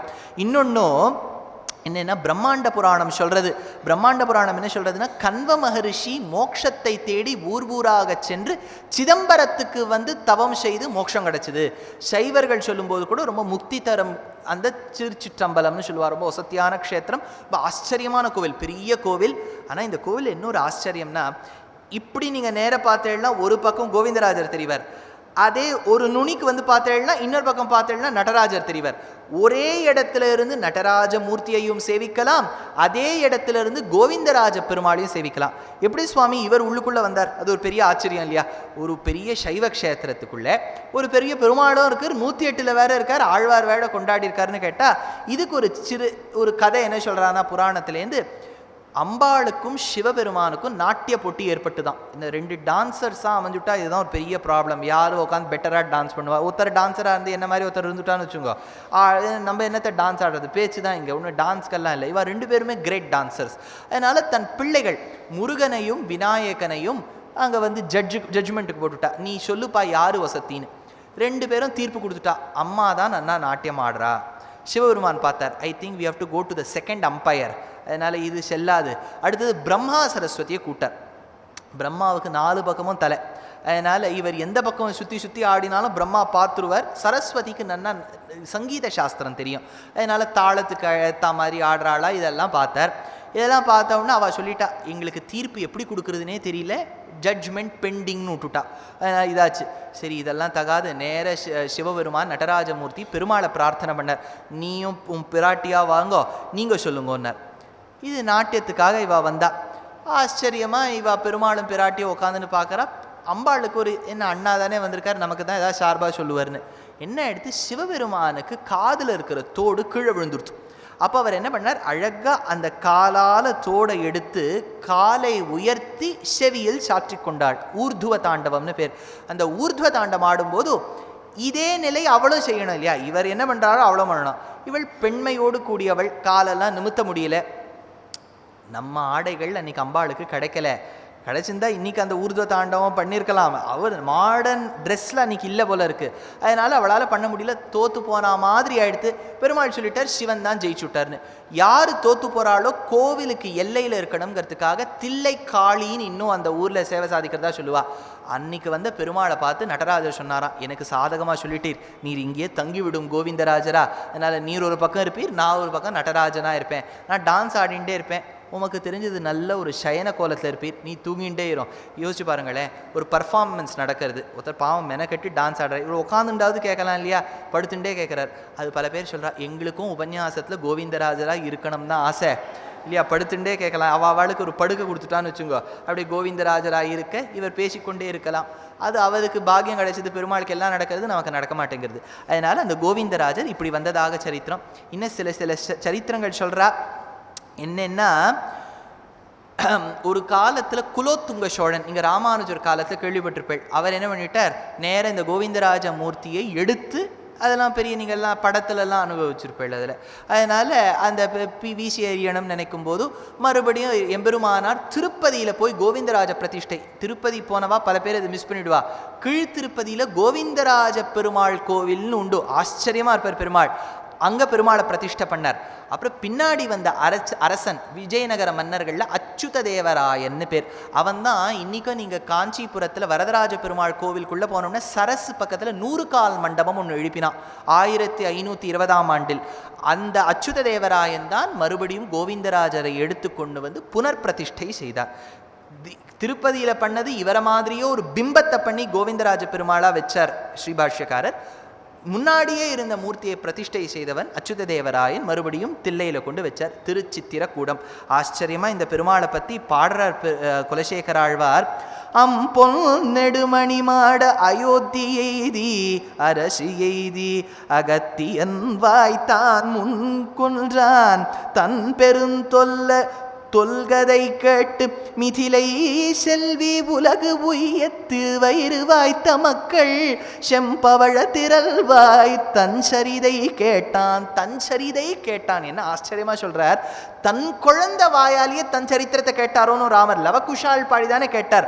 செம்பவள திரள்வாய் தன் சரிதை கேட்டான் தில்லை நகர் திருச்சித்திர கூடம் தன்னுள் எம்பெருமான் தன் சரிதை செவியால் கண்ணால் பருகுவோம் இன்னமுதை மதியோம் அன்றே. அப்பேற்பட்ட ராமாயணத்தை நாங்கள் இன்னைக்கும் கேட்டுட்டே இருக்கணும்னு திருச்சித்திரக்கூடம் கோவிந்தராஜ பெருமாள். ஆனால் எப்போவுமே உற்சவமூர்த்தி எந்த கோவிலையுமே படுத்துக்க மாட்டா. இப்போ வேணா மூலமூர்த்தி தான் சயன கோலத்தில் இருப்பார். உற்சவமூர்த்தி நின்ன கோலத்திலையோ அமர்ந்த கோலத்திலையோ தான் இருப்பார். அவர் கிடந்த கோலத்தில் இருக்க மாட்டார். ஏன்னா அவர் பவனி வரணும். இப்போ ஊரெல்லாம் சுத்திரவர் உட்காந்துன்னு நேரப்படுத்துட்டா எப்படி? அதனால மூலமூர்த்தி மட்டும்தான் சயன கோலத்தில் இருப்பார். அதாச்சு 24வது திவ்ய தேசம். இப்போ நம்ம சீர்காழி பக்கம் வந்துடணும். சீர்காழிங்கிறது ஆச்சரியமான திருநாங்கூர் திவ்ய தேசம்னு பேர். இந்த கோவில்னா என்ன ஒரு பெரிய யூஸ்னா, நீங்கள் போயிட்டேன்னா ஸ்ரீரங்கம் மாதிரி ஒரு 78 சந்நிதியெலாம் இருக்காது. பெருமாள் மட்டும்தான் இருப்பார். டக்குன்னு பெருமாள் அனுபவிச்சுட்டு சேவிச்சுட்டு வந்துடலாம். இப்போ ஸ்ரீரங்கம் எடுத்துட்டேன்னா 2 நாளுக்கு தேவைன்னு வச்சுனேன். இந்த 11-12 கோவில் திருநாங்கூர் திவ்ய தேசத்துக்கு ஒரு நாள் போகிறோம். ஒரு நாள் போகிறோம்னா நீங்கள் அவ்வளோதான் சேவிக்கணும்னு சொல்லலை. நீங்கள் மாட்டுக்கு ஒரு கோவிலுக்கு ஒரு நாள் வச்சுக்கோ. சின்ன சின்ன கோவிலாக இருக்கும். பல கோவில்களில் துவஜஸ்தம்பம் இருக்காது. ஏன்னா துவஜஸ்தம்பம்னு வச்சுட்டா வாகனங்கள் ஏற்படுத்தணும். வாகனம் ஏற்படுத்தி விட்டால் பிரம்மோத்சவம், இந்த உற்சவம் அந்த உற்சவம் பண்ணணும். அதனால் அந்த ஊரில் ஒரு கோவிலில் மட்டும் துவஜஸ்தம்பம், மற்ற பெருமாள்லாம் கருட சேவைக்கு அந்த கோவிலுக்கு வந்துடுவா. அதெல்லாம் பின்னாடி அனுபவிப்போம். இப்போ 24வது கோவில் தாடாளன் கோவில். இதுக்கு தான் காழிச்சீராம விண்ணகரம். சீர்காழி. காழிச்சி அப்படின்னா சீர்காழி. அந்த காலத்தில் சீர்காழின்னு சொல்ல மாட்டா, காழிச்சி. சம்ஸ்கிருதத்தில் பிரம்மபுரின்னு பேர். நீங்கள் ஞானசம்பந்தர் கேள்விப்பட்டிருப்பேள். தேவாரத்தின் முதல் பாடல்ன தோடுடைய செவியன் விடையேறியோர் துவெண் மதிசூடி காடுடைய சுடலை பொடி பூசி என் உள்ளம் கவர்கல்வன் ஏடுடைய மலரான் முனைநாள் பணிந்தேத்த அருள் செய்த பீடுடைய பிரமாபுரம் மேவிய பெம்மானிவன் என்றேன் தானே தேவார முதல் பாடல். அந்த பிரமாபுரம்ங்கிறது சீர்காழி. தமிழில் காழிச்சின்னு பேர். காழிச்சியான சீர்காழியை சார்ந்தபடியால் காழிச்சி ராம விண்ணகரம் அப்படின்னு. விண்ணகரம் விண்ணகரம்ல விண்ணகரம்னு சொன்னா எந்த கோவில்? உப்பிலியப்பன் கோவில். இன்னொரு விண்ணகரம் அனுபவிச்சோம், நந்திபுர விண்ணகரம். இது காழிச்சீராம விண்ணகரம். இதெல்லாம் ஒரே பேர் தான். இந்த வடக்கு இந்தியாவில் போய் நான் உபன்யாசம் கொடுக்கும்போது அவ சொல்லுவா, உங்க ஊர் பேர்லாம் தான் வாயில நுழைய மாட்டேங்கிறது.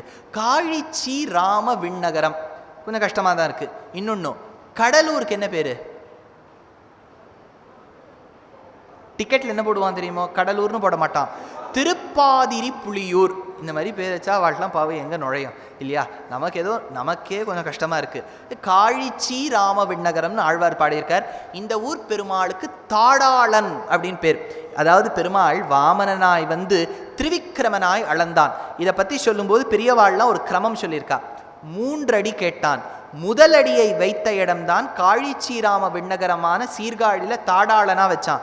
2வது அடி காஞ்சிபுரத்தில் உலகளந்த பெருமாள் உண்டு. 3வது அடி விழுப்புரத்து பக்கத்தில் திருக்கோவலூர் திருக்கோயில் ஊர் அப்படின்னு பேர். அந்த ஊரில் திருவிக்கிரமனா சேவை சாதிச்சார். திருவிக்கிரமனா 3 அடி கேட்டு ஒவ்வொரு இடத்துல அளந்தார். இதில் இருக்கக்கூடியது தாடாளனான பெருமாள். இந்த தாடாளன் அங்கே பெருமாளுக்கு திரிவிக்ரம நாராயணன்னு பேர் உற்சவமூர்த்திக்கு. தாயாருக்கு லோகநாயகி அப்படின்னு பேர். இதில் வந்து என்ன 2 சரித்திரம் சொல்கிறான்னா, ஒரு சரித்திரம் பிரம்மாவுக்கு ரொம்ப செருக்கு வந்துட்டான். அடிக்கடி நம்ம புராணத்தில் கேள்விப்படுறது பிரம்மாவுக்கு செருக்கு வரும்னு. அதனால தான் தியாகராஜர் பாடும்போது சிவுனிக்கு தாமச குணமிச்சி பவ தவுனிக்கு ராஜகுண ரஜோகுணமிச்சின்னு பாடுறார். அதனால் இந்த குணங்கள்லாம் இருப்பதனால் பிரம்மாவுக்கு அடிக்கடி செருக்கு வரும். தான் அப்படின்னு பெருமாள் இதை தீர்த்து வைக்கணும்னு வச்சார். பிரம்மா ஒரு வாட்டி பெருமாள் கிட்ட வரும்போது பிரார்த்தனை பண்ணார், எனக்கு பாரு எவ்வளோ பெருமை இருக்குன்னு. அப்போ அவர் சொன்னார், ரோமச முனிவர் கிட்ட போய் கேளுன்னார். ரோமச முனிவர் அந்த காலத்தில் ரோமம்னா என்ன? ஹேர் இல்லையா? ஆனால் இதில் என்ன ஒரு பேதம் பண்ணி பார்த்துக்கோங்க. தலைக்கு மேலே வளர்றது இல்லையா, அதுக்கு கேசம்னு பேர். தலையை தவிர்த்து எங்கெல்லாம் உடம்புல முடி இருக்கோ அதுக்கு ரோமம்னு பேர். அதனால தான் பட்டத்திரியில் என்ன சொன்னார், குருவாயூரப்பா உன்னை நான் சேவிக்கிறேன், உன்னை சேவிக்கும் போது உன்னுடைய கேசபாசங்கள் என்னை ஈர்க்கிறதுன்னார். அதனால தான் கேசபாச திருத பிஞ்சிகான்னார். கடைசி பாசுரம், அக்ரே பஷ்யாமி தேஜோ நிபிடதரகலா யாவளி லோபனீயம் பீயூஷாப்லா விதோகம் ததனு ததுதரே திவ்ய கைஷோரவேஷம். உன் கேசத்தின் அழக சேவிக்கிறேன்னார். கேசத்தின் அழக சேவிச்ச பட்டத்திரிகளுக்கு என்னாச்சா, உடம்பெல்லாம் ரோம கூப்பங்கள் எழுந்து நின்றுதான். கேச கூப்பங்கள்னு சொல்லலை, ரோம கூப்பங்கள்னர். அதனால தான் சொல்லும்போது, அக்ரே பஷ்யாமி தேஜோ நிபிடதரகலா யாவளி லோபனீயம் பீயூஷாப்லா விதோகம் ததனு ததுதரே திவ்ய கைஷோரவேஷம் தாருண்யா ரம்ப ரம்யம் பரம சுகரசாஸ்வாத ரோமாஞ்சிதாங்கைஹீனர். உடம்புல இருக்கக்கூடிய முடிக்கு ரோமம்னு பேரு. கொத்து கொத்தா முடி இருக்குமா, இவரை பார்த்தாலே ஒரு கரடி மனிதர்னு சொல்லலாம். அப்பேற்பட்ட முனிவருக்கு ரோமச முனிவர்னு பேரு. ரோமசன் கிட்ட போய் கேளுனுட்டார். ரோமசர் கிட்ட போய் பிரம்மா கேட்டார், உம்ம முடிக்கு என்ன சிறப்புன்னு கேட்டார். அப்போ ரோமசர் சொன்னாராம், எனக்கு பெருமாள் சிருஷ்டி காலத்தில் ஒன்று சொல்லி வச்சார், என் உடம்பெல்லாம் முடி ஒரு முடி விழும்போது ஒரு பிரம்மா மாறிண்டே இருப்பதாக சொன்னார். அப்போதான் பிரம்மாவுக்கு வந்தது, ஐயோ இவருக்கு முடி குறையாமல் இருக்கணும், என்னெல்லாம் எண்ணெய் வாங்கி தர முடியுமோ எல்லா எண்ணெயும் வாங்கி தந்துடலாம், அதனால இதெல்லாம் போட்டுண்டா நம்ம குறையாமல் இருப்போம்னு அந்த ரோமச முனிவர். அந்த ரோமனம்ச முனிவர் தான் தவம் செய்து பெருமாள் காட்சி கொடுத்ததால் காழிச்சீராம விண்ணகரம் ஒன்றும். ரெண்டாவது, பலியின் அந்த அகங்காரத்தை அடக்குவதற்காக பெருமாள் திருவிக்கிரமாவதாரம் எடுத்து தாடாளனாய் வந்த இடம் இது. மூணாவது, நீங்கள் மகாபாரதம் யாராவது உபன்யாசம் பண்ணுறான்னு வச்சுக்கோங்க. ஏன்னா இப்போ மகாபாரத உபன்யாசம்னு லோகத்தில் எங்கேயுமே போடுறத சொன்னால் கூட கேட்க மாட்டேங்கிற சுவாமி, நான் மகாபாரத உபன்யாசம் பண்ணுறேன்னா வேண்டாம் சுவாமி, ராமாயணமே சொல்லுங்கோ பாகவதமே சொல்லுங்கோ சொன்னத்தையே சொல்லிட்டு இருக்கோங்கிறா. அந்த மகாபாரதத்தில் ஒரு ஆச்சரியமான பகுதி, அஷ்டவக்ரன்னு ஒருத்தன் வருவான். அவன் தாயின் கர்ப்பத்தில் இருக்கும்போது, அம்மா கர்ப்பத்தில் இருக்கும்போது அப்பா கண்ணாப்பினான் வேதத்தை படிக்கிறார். வேதத்துக்கு உயிரே ஸ்வரத்தில் தான் இருக்குது. ஸ்வரத்தை தப்பி படிச்சுட்டா வேதம் அனர்த்தம். அதனால் அந்த குழந்தை உள்ளேந்து சொல்லித்தான், அப்பா தப்பா வாசிக்காத. அப்பாவுக்கு கோவம் வந்துடுத்து.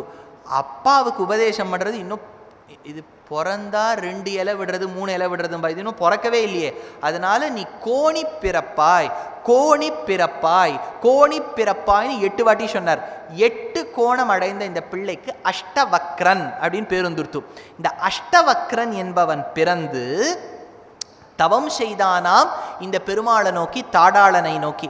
அப்போ பெருமாள் சொன்னாராம், ஒரு ரோமச முனிவர் இறந்தால் உன்னுடைய ஒரு கோண் தீரும். 8 கோன் இருக்கு இல்லையா, அந்த 8 வக்ரத்தில் ஒரு வக்ரமாக ஒரு ரோமச முனிவராக பிறந்து இறந்து. அப்பேற்பட்ட இதுவே வேண்டாம் சுவாமி, எனக்காக அவர் எதுக்கு இருக்கணும், இந்த 8 கோணத்தோடையே இருந்து உன்னை நான் சேவிக்கிறேன்னு காழிச்சீராம விண்ணகர பெருமாளை சேவிச்சார். இன்னொரு சரித்திரம் இந்த பெருமாளை பற்றி என்ன சொல்லுவான்னா, எல்லாத்தையும் சொல்லணும்னு வச்சுட்டா தான் இதில் ப்ராப்ளம். என்னன்னா, திருமங்கையாழ்வார் சீர்காழி திவ்ய தேசத்தை சுற்றி எல்லா பெருமாளையும் அனுபவித்தவர். அதே சீர்காழியில் தான் ஒரு பெரிய சிவபக்தராய் வாழ்ந்தவர் தான் நம்ம ஞானசம்பந்தமூர்த்தி. அதனால் ஞானசம்பந்தர் சிஷ்யர்களோடு இருக்க, திருமங்கையாழ்வாரும் சிஷ்யர்களோடு இந்த வீதி வழியாக வர, திருமங்கையாழ்வாரின் சிஷ்யர்கள் 4 கவி பெருமாள் 4 கவி பெருமாள். ஏன்னா 4 கவின்னா அந்த காலத்து சித்திரகவி, விகடகவி, ஆஷுகவி, இந்த மாதிரி 4 கவிதைகள் உண்டு. பல பேர் என்னென்னா டக்குன்னு கவிதை எழுதுவா ஆஷுகவி. சரி, சித்திரகவி ரொம்ப சித்திரமாக எழுதுவா. தேசிகன் சித்திர பத்தத்தின்னு ஒன்று பாதுகா சாஸ்திரத்தை எடுப்பார், ரொம்ப ஆச்சரியமாக இருக்கும். அடுத்தது விகடகவி. விகடகவினா ஹாஸ்யமாக எழுதுவா, அப்படியே படிக்கும்போதே என்ன அழகாக எழுதியிருக்கா. இந்த மாதிரி 4-5 கவிதைகள் வாழ்ந்தவருக்கு 4 கவி பெருமாள்னு பேர். இவருக்கு 4 கவி 4 கவி 4 கவின்னு பாடின்னு வந்தா. ஞானசம்பந்தர்களுடைய சிஷ்யர்கள் என்ன பண்ணிட்டா, எங்கள் ஞானசம்பந்தர் வாசலில் உங்கள் பெருமையை சொல்லக்கூடாது அப்படின்னார். சிஷ்யாளுக்கு நடுவில் போட்டி வந்துடுத்தோ. உடனே மீடியா கவரேஜ் அதையே ஃபுல்லாக எடுக்கிறாங்க. ஞானசம்பந்தரும் வெளியே வரவில்லை, திருமங்கையாழ்வாரும் கூறவில்லை, என்ன நடக்கப் போகிறது என்று தெரியவில்லைன்னு சொன்ன ஞானசம்பந்தர் உள்ளே வரவும்னு சொல்ல, ஞானசம்பந்தர் வீட்டுக்குள்ளே போய் விருந்தோம்பலை ஏற்றுக்கொண்டார் திருமங்கையாழ்வார். இந்த பெருமாள் மேலே ஒரு பாசுரம் பாடுங்களேன்னார் திருமங்கையாழ்வார். ஒரு குரலாய் ஒரு குரல் கூறும் ஒரு குரல் கூறும்னர். ஒரு குறள் கூறும் ஒரு குறள் கூறும். குறள்னா சிறு வடிவெடுத்தவனுக்கு குறள்னு பேர். மணிக்குறள், மாணிக்குறள். குறள்னா சிறு வடிவு. ஒரு குறள் கூறும் குறள் கூறும். இவர் ஏன்னா திருவள்ளுவர் அதுக்கு முன்னாடி வாழ்ந்தவர். ஒரு குறள் கூறும்னா திருக்குறள் ஒன்று சொல்லலாம் இல்லையா? ஒரு குறள் கூறும் ஒரு குறள் கூறும் அப்படின்னா என்ன? திருக்குறளை 2 வாட்டி சொல்லுந்தானே நம்ம அர்த்தம் வச்சுப்போம். அப்படி இல்லை, ஒரு குறள் கூறும் ஒரு குறள் கூறும். திருவள்ளுவர் திருக்குறள்ல சொல்லப்பட்ட வாமனனான குறளை கூப்பிடு. ஏன்னா திருவள்ளுவர் திருக்குறள்ல ஒரு குறள்ல வாமனனை பத்தி சொல்றார் குறள்னு. அந்த குறள்ல சொல்லப்பட்ட குறளை பத்தி கூறும்னார். புரிஞ்சுட்டார் திருமங்கை ஆழ்வார். அதனால சொன்னார், ஒரு குறளாய் மூவடி மண் வேண்டி இருநிலத்தே. அந்த பாசுரம் முழுக்க 1 2 3 4 5 6 7 8 9 10 4 வேதங்களை கற்ற, பஞ்சபூதங்களை அடக்கிய இப்படிங்கிற அர்த்தத்தில் காழிச்சிராம விண்ணகர பாசுரத்தை சேவிச்சார் திருமங்கை ஆழ்வார். ஞானசம்பந்தமூர்த்திக்கு அவ்வளவு ஒரு சந்தோஷம். கையில் இருந்த ஒரு தங்க வேல், கோல்டு வேல், அது திருமங்கை ஆழ்வாருக்கு பரிசளித்தார். எந்த க்ஷேத்திரத்தில் திருமங்கை ஆழ்வாருடைய விக்கிரகம், அர்ச்சா விக்கிரகம் ஆச்சரியமா இருக்கும்னு சொன்னேன்? திருநகரி. அந்த திருநகரியில் போய் சேவிச்சேன்னா ஞானசம்பந்தமூர்த்தி கொடுத்த வேல் திருமங்கை ஆழ்வார் அந்த அர்ச்சா விக்கிரகத்தில் இருக்கும். இது கொடுத்த இடம் காழிச்சீராம விண்ணகரம். அதனால தான் ஆழ்வார் சாதிக்கிறார், பிறைத்தங்கு சடையானை வலத்தே வைத்து பிரமனை தன் உந்தியிலே தோற்றுவித்து கரைத்தங்கு வேல் தடங்கண் திருவை மார்பில் கலந்தவந்தாள் அணைகிற்பீர் கழுநீர் கூட்டி துரைத்தங்கு கமலத்து துயின்று கைதைத்தோடு ஆறும் பொதி சோறு சுண்ணம் நன்னி சிறைவண்டு களிபாடும் வயல் சூழ் காழிச்சீராம விண்ணகரே சேர்மின் நீரே அப்படின்னு ஆழ்வாருடைய ஆச்சரியமான பாசுரம். 24வது திவ்யதேசம் காழிச்சீராம விண்ணகரம்னு கொண்டாடப்பட்ட தாடாளனின் சந்நிதி. அடுத்தது 25வது திவ்யதேசம் திரு கூடலூர் அப்படின்னு பேர். திருக்கூடலூருங்கிறது ஆடுதுறை பெருமாள். இன்னைக்கு நீங்க போனீங்கன்னா திருக்கூடலூர் எங்க இருக்குன்னு கேட்டா யாரும் சொல்ல மாட்டா. ஆடுதுறை பெருமாள், ஆடுதுறை பெருமாள்னு கேட்டா சொல்லுவா. இதுவும் உங்களுக்கு சுவாமி மலை பக்கத்திலேயே, கபிஸ்தலத்து பக்கத்திலேயே வந்துடும். ரொம்ப ஆச்சரியமான பெருமாள் திருக்கூடலூர்.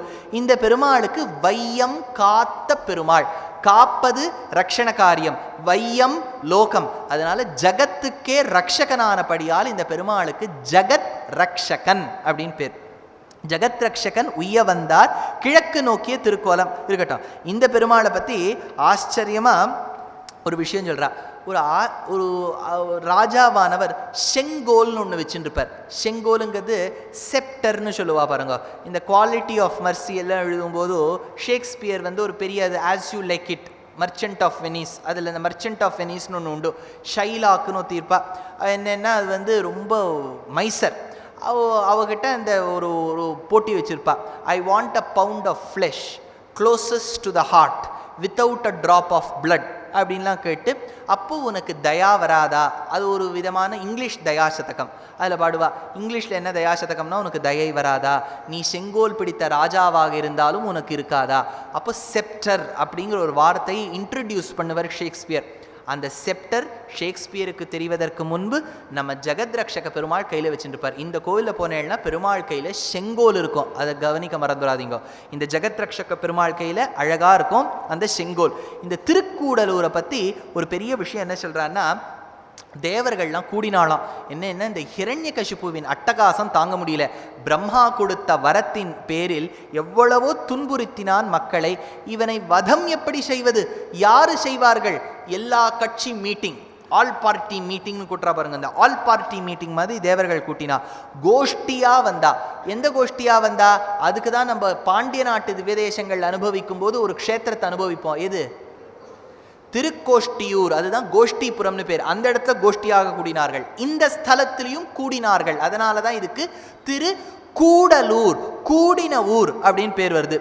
அடுத்தது என்னன்னா, இந்த க்ஷேத்திரத்தில் தான் பெருமாள் ஹிரண்யாக்ஷனை வதம் பண்ணி பூமி தேவியை மீட்பதற்காக இந்த ஊர் வழியாக கீழே போய் ஸ்ரீமுஷ்ணம் வழியாக வெளில வந்ததா சரித்திரம். அதனால தான் இந்த ஊர் பெருமாளை பாடினபடியால் ஸ்ரீமுஷ்ணத்தை சேவிச்ச பாக்கியமும் இந்த பெருமாளை சேவிச்சா உண்டு அப்படின்னு பெரியவாள்லாம் வச்சிருக்கா. இன்னொன்று சொல்றா, நந்தகன் அப்படிங்கிற முனிவருக்கு ஒரு பெண். உஷா அப்படின்னு பேரு. இது இந்த உஷா பாணாசுரன் பெண் உஷா அல்ல, இது வேற உஷா, உஷா நம்பர் 2. இந்த உஷா என்ன பண்ணினா விஸ்வஜித் அப்படிங்கிற ஒரு ராஜாவை கல்யாணம் பண்ணிட்டான். இவ எப்போ பார்த்தாலும் வெளியிலலாம் போயிட்டு எல்லாரோடையும் நண்பர்களோட பழகுவதால் தவறாக அவதூறு பேச ஆரம்பித்தா இந்த உஷாவை பற்றி. இந்த உஷாவை அந்த விஸ்வஜித்து நாடு கடத்திட்டான். உஷா இங்கே பெருமாளுக்கு தியானம் பண்ணுறா. அதே சமயத்தில் விஸ்வஜித்து தொழுநோய் சாத்தி கொண்டான். அவன் தானும் ரிஷியை பிரார்த்திக்க அவரும் திருக்கூடலூருக்கு நீ தியானம் பண்ணுன்னு சொல்ல இந்த ஆடுதுறை பெருமாள் ஜெகத்ரக்ஷகனை தியானம் பண்ண விஸ்வஜித்துக்கும் நோய் தீர்ந்து உஷாவுடன் ஒன்று கலந்தார்கள். ஒன்று கலந்தபடியால் அவர்கள் கூடினபடியால் கூடலூர் அப்படின்னு 2வது பேர் வந்தது. அதனால பெரியவாள்லாம் பலன் சொல்லும்போது எழுதி வச்சிருக்கா, அதாவது பிரிஞ்ச தம்பதியினரை சேர்த்து வைக்கக்கூடிய கோவில் இந்த திருக்கூடலூருங்கிறா. இது ஒரு பக்கம். இன்னொன்று என்ன எடுத்து, காவேரி பக்கத்துலேயே ஓடும். காவேரியில் ஒரு வாட்டி வெள்ளம் வந்துவிட்டான். இப்போ ஜலம் வரதே பெரிய விஷயமா இருக்குது, அந்த ஜலமே வெள்ளமாக எடுத்துனா பெரிய விஷயமா இருக்கும். வெள்ளமாக இந்த கோவிலை அடிச்சுட்டு போய் மூலவர் உற்சவரையும் அடிச்சுட்டு போயிட்டான். அப்போ ஒரு செம்படவன் கையில் மாட்டிக்கொள்ள ராணி மங்கம்மாள்னு ஒத்தி இருந்தா. அவ கனவுல பெருமாள் தோற்றி இந்த செம்படவன் வீட்டுக்கு போய் அந்த பெருமாளை மீட்டு கொண்டு மறுபடியும் கோவில் எழுப்பினதாக சரித்திரம். இது ஒரு விஷயம் சொல்றா இந்த திருக்கூடலூர் பற்றி. பெருமாளை பற்றி ஆழ்வார் பாடியிருக்கார். பிள்ளை உருவாய் தயிர் உண்டு அடியேன் உள்ளம் புகுந்த ஒருவர் ஊர் போல் கள்ளனாரை வயலுள் கயல் மீன் கொள்ளை கொள்ளும் கூடலூரே. திருக்கூடலூரை பற்றி பாசுரம். அடுத்தது 25வது திவ்யதேசம் ஆச்சு. 26வது திவ்யதேசம் திருக்கண்ணங்குடி. ஏற்கனவே திருக்கண்ணபுரம் சேவிச்சாச்சு, இது திருக்கண்ணங்குடி. பெருமாளுக்கு லோகநாத பெருமாள், ஷியாமளமேனி பெருமாள்னு பேரு, உற்சவருக்கு தாமோதர நாராயணன்னு பேரு, பிராட்டிக்கு அரவிந்தவல்லி நாச்சியார்னு பேரு. இந்த சரித்திரம் சொல்லும்போது ரொம்ப ஒரு என்ன சொல்றான்னா, இது 4-5 விஷயம் எடுக்கிறா. திருமங்கையாழ்வார் நாகப்பட்டினத்துக்கு போனதா சரித்திரம் நீங்க கேள்விப்பட்டிருப்பேன். நாகப்பட்டினத்தில் என்ன எடுத்து பௌத்தாள் இருந்தா.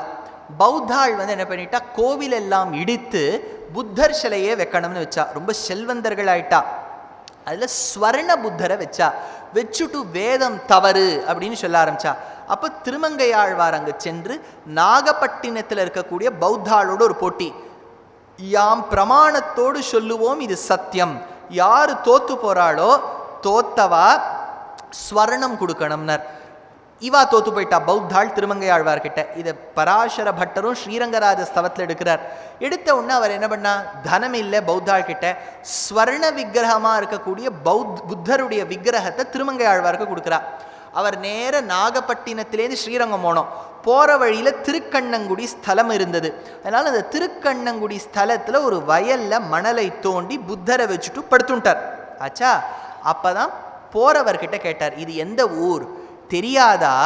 இதுதான் அந்த உரங்கா, அதாவது காயா மகிழ் இருக்கக்கூடிய ஊர் அப்படின்னார். என்னன்னா, வசிஷ்டர் ஒரு வாட்டி கிருஷ்ணர் உபாசனம் பண்ண ஆரம்பிச்சாராம். வெண்ணெய் உருண்டை வச்சார். பெருமாள் இன்னும் பிரத்யட்சமாகலை. ஆகலியேன்னு வருத்தப்பட்டார். ஒரு சின்ன குழந்தை வந்தது, வெண்ணெய் பந்த திருடின்னு ஓடித்து. அந்த குழந்தை அடிக்கணும்னு போனார். அடிக்கணும்னு போனவர் என்ன பண்ணார், குழந்தை அடிக்க தோணலை, மகிழ மரத்துக்கிட்ட கட்டினார். கொஞ்ச நாளைக்கு பார்த்தார், அதுவே விக்கிரகமாக மாறிடுது. அந்த மகிழ மரம் பெருமாள் வந்ததுக்கு சாட்சியானபடியால் காயா மகிழ மரமாக இருந்தது. ஒன்றும் இந்த ஊர் சுவாமின்னர் திருமங்கையாழ்வார் படுத்துட்டார். படுத்துன்னுட்டு என்ன பண்ண, தூக்கம் வந்துடுத்து. அவருக்கு பக்கத்தில் ஒரு ஸ்வர்ண விக்கிரகம் வச்சுருக்கார், தூக்கம் வந்துடுத்து. அப்போ ஒரு புளிய மரத்தை பார்த்து சொன்னார், நீ உறங்காதே, இந்த பெருமாளை பார்த்துக்கொள், உறங்கா புலி. அதனால காயா மகிழ் உறங்கா புலி ஆயிடுத்தா, படுத்துட்டார். அடுத்த நாள் கார்த்தால அந்த வயல் சொந்தக்காரன் வந்தான். என்னை கேட்காம இந்த இடத்துல படுத்துக்கலாமா, இது எனக்கு சொந்தம்னா. ஆழ்வார் சொன்னார், இது எனக்கு சொந்தம்னார். நான் சாசனம் காட்டுகின்றேன். சாசனம்னா அந்த காலத்தில் அக்ரிமெண்ட். பாரு, என் சேல் டீடை காமிக்கிறேன். அந்த வயலுக்கு சொந்தக்காரன் காமிச்சான். ஆழ்வார் சொன்னார், இல்லை எனக்கும் உண்டு இதுக்கு அக்ரிமெண்ட், நான் ஸ்ரீரங்கத்துக்கு போய் எடுத்துன்னு வரேன்னார். போனவர் திரும்பவே இல்லை இத்தனை நாள் வரைக்கும். அதனால இந்த வழக்கானது தேரா வழக்கு, இன்னும் அதுக்கு ஜட்ஜ்மெண்ட்டே வரல. அதனால காயா மகிழ் உறங்கா புலி தேரா வழக்கு உடைய ஊர் திருக்கண்ணங்குடின்னு சொல்லுவா. அப்பேற்பட்ட பெருமாள் அங்கே காட்சி கொடுத்ததாக சரித்திரம். இந்த ஊருக்கு இன்னொரு பெருமை, ரொம்ப ரொம்ப விசித்திரமான ஒரு பெருமை. என்ன தெரியுமோ, நீங்கள் இதை கேட்டால் வியந்து போவேள். பெருமாளுக்கு உற்சவம் நடக்கும்போது 7வது நாள் அங்கே இருக்கக்கூடிய யாரெல்லாம் பிரபந்தம் சேவிக்கிறாளோ அந்த 7வது நாள் பெருமாள் தானே ருத்ரனாக காட்சியளித்ததால் அங்கே போகிறவாள்லாம் திருநீர் அணிந்து 7வது நாள் சேவை சாதிப்பாள். இது இன்றைக்கும் நடக்கிறது. 7வது நாள் உற்சவத்தில் திருநீர் அணிந்து அன்றைக்கி சேவை சாதிப்பார். ஏன்னா அந்த ருத்ரனும் பகவானுக்கு சரீரம் தானே, பிரம்மாவும் பகவானுக்கு சரீரம் தானே. அதனால்தான் நாரசிம்ஹா வபுஹு ஸ்ரீமான் கேசவஹா புருஷோத்தமஹா சர்வஹா ஷர்வஹா சிவஹா ஸ்தாணுன்னு வருது. அதனால பகவான் அங்கே ருத்ரனா காட்சியளித்தார். இந்த சரித்திரத்தை நான் விஷ்ணு சஹஸ்ரநாமத்துக்கு அர்த்தம் சொல்லும்போது ஒரு நாமத்துக்கு சொல்லியிருக்கேன், நீங்கள் போய் பாருங்க. அதை நீங்கள் யூடியூப்பில் போட்டு பார்த்தேன்னா உங்களுக்கு அந்த அர்த்தம் தெரியும். அதனால் இன்றைக்கும் அந்த பெருமாளும் திருநீர் சாற்றிக்கொண்டு அடியவர்களும் திருநீர் சாற்றிக்கொள்வார்கள். அதனால் அப்பேற்பட்ட ஊர். இதை பற்றி ஆழ்வார், திருமங்கை ஆழ்வார் பாடியிருக்கார்.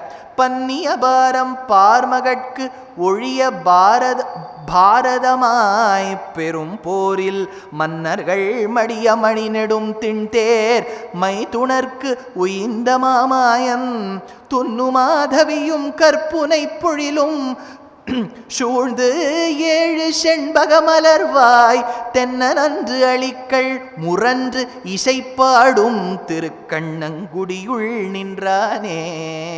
திருக்கண்ணங்குடி பெருமாளை சேவிச்சோம். அடுத்தது 27வது பெருமாள் திருக்கண்ண மங்கை. ரொம்ப ஆச்சரியமான பெருமாள் திருக்கண்ண மங்கை பெருமாள். பக்தவத்சல பெருமாள் அப்படின்னு பேரு. இந்த பக்தவத்சல பெருமாளை பற்றி ரொம்ப ஆச்சரியமாக சொல்லணும். இதுக்கு கிருஷ்ணமங்கல க்ஷேத்திரம்னு பேர். இந்த பெருமாள் மேலே ஆச்சரியமாக ஒரு பாடலும் இயற்றியிருக்கார். வம்சவதிங்கிற ராகத்தில் தீட்சிதர். பக்தவத்சலம் அபிஷேகவல்லியுதம் அப்படின்னு வம்சவதிங்கிற ராகத்தில் இயற்றியிருக்கார். விசிஷ்டாத்வைத க்ஷேத்திரவாசினம் அப்படின்னு அந்த இடத்துல எடுக்கிறார். ஆச்சரியமான பெருமாள் பக்தவத்சல பெருமாள். நீண்ட பெருமாளாக சேவை சாதிப்பார். பக்தர்களுக்கு வாத்சல்யத்தோடு காட்டக்கூடிய பெருமாள்.